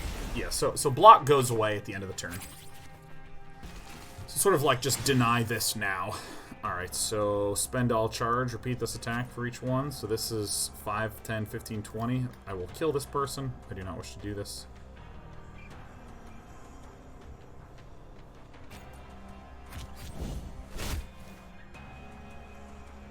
Nine left?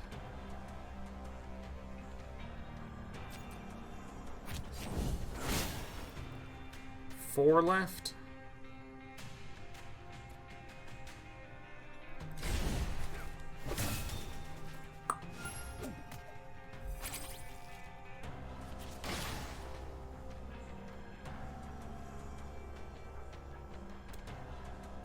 Four to 8 damage, so this guarantees a surrender.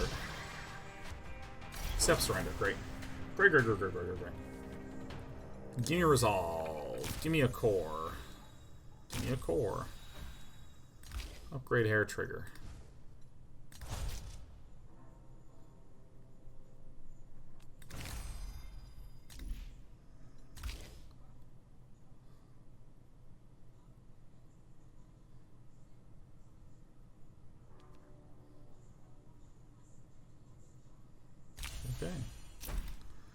Let's burn stuff. Special delivery!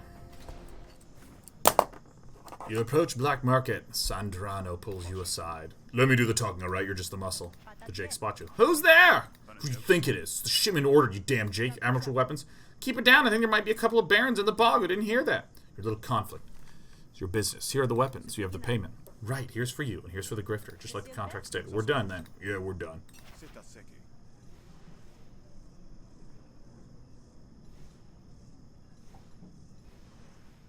Whatever. What about my cut?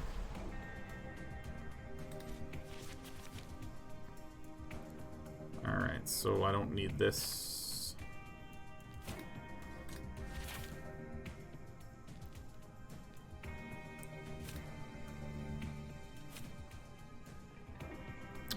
Let's flip it. Flip. Flip. Flip. Flip. Flip.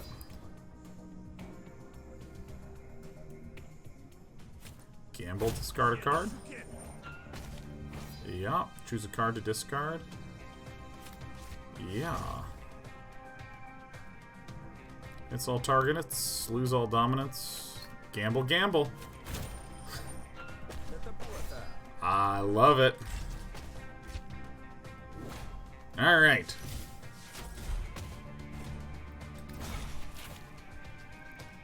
Oh, is there anyone prepared to discard a card, gain a crap load of dominance? Doesn't really matter, so let's boost it. I have not really found a super large use for this foresight. Gamble. 1 bonus damage. I'll just shoot the main argument, man. 7. Alright, let's gamble. Red, 2. Boom, done. I've been all about the damage. Spend all dominance. Gamble and deal 2 damage to a random target for every dominance spent. I'm just going to keep doing maximum gamble. Yeah, our coin is 2 composure, 2 resolve. 100 shills? Oh my god, yes.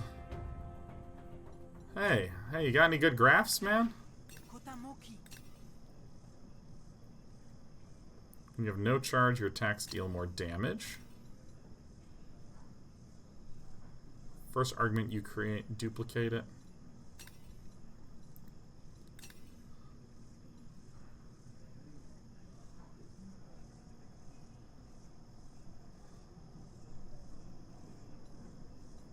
Dude, I guess I'll save it and just try to get something rare in a bit.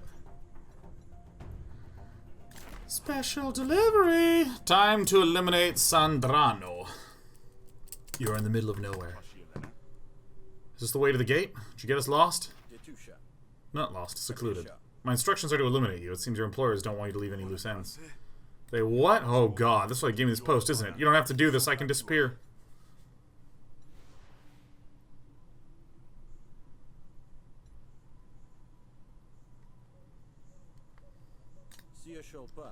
Fine, but you better not show your face here in Birder Bay ever again. I won't, I promise. Thank you. You know, nothing bad happens. Nothing bad happens. There it is. Nothing bad happens at all. Oh, are you mad, Zomboul? What happens? I killed Cleme, but let me buy you a drink, buddy. Start with an additional panic. Oh, actually, your debuff doesn't matter, like, even a little bit, man. That's great. Hey.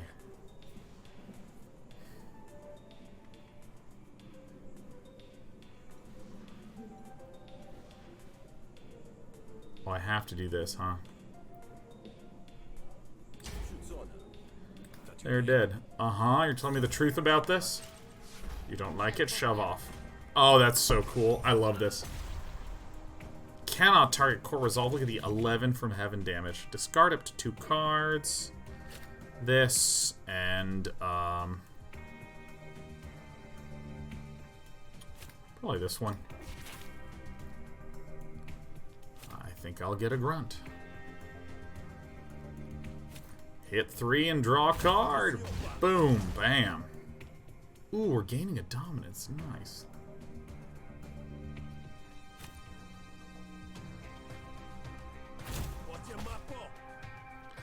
I think it's time to gamble. Flip. Oh. Ba-bam, ba-bam. Gamble. Deal bonus damage. Yeah, we'll gamble. Ooh, it didn't work. Okay. Hitch for 5. Staying alive. Happy to take pain. Dude, we can, like, almost one-shot always.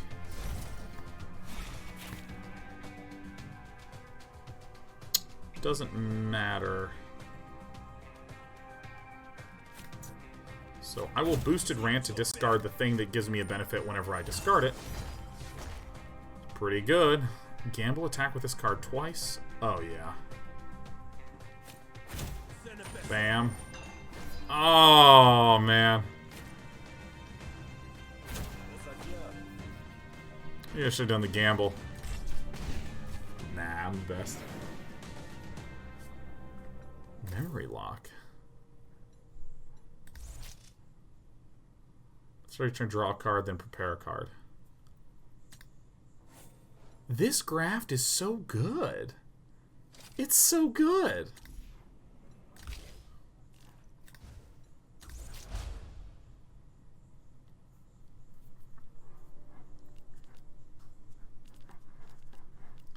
I'll do the gain 1 influence because it's kind of like defense.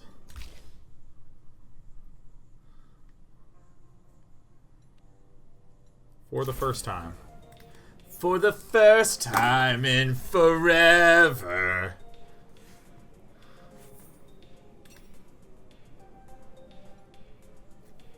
Oh, yeah.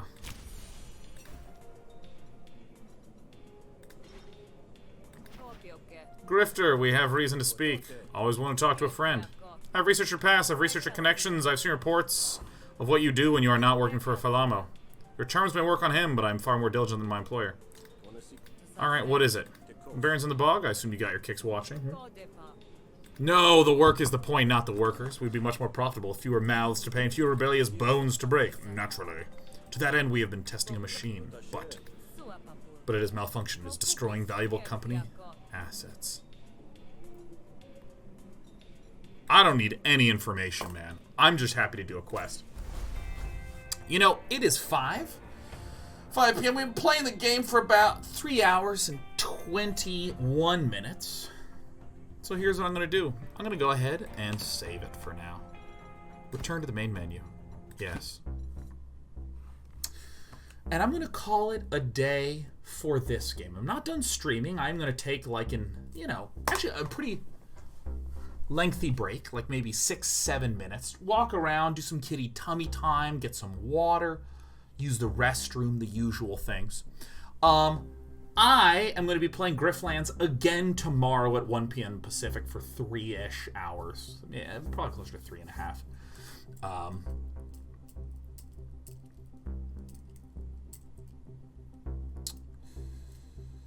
Yeah, everything I've just said is correct. From 1 p.m. Pacific to 4 p.m.-ish. Probably starting right around 1, probably ending a little bit more realistically at 4:30 or 5. Once again, I'd like to thank Clay for sponsoring this good old stream, for providing the key. If you want to check the game out, the URL is bit.ly/day9gl, where the GL stands for both Griftlands and good luck. The URL is being pasted in chat for any of you that just don't want to lift your left hand and want to mouse only. It's in the chat, in the title of the Twitch description, and in the YouTube description. If you'd like to use the code Day9TV when you enter, that's wonderful. That gives your pal Sean a little kickback. If not, no big deal. That's it. I'll be back in we'll call it a healthy 7.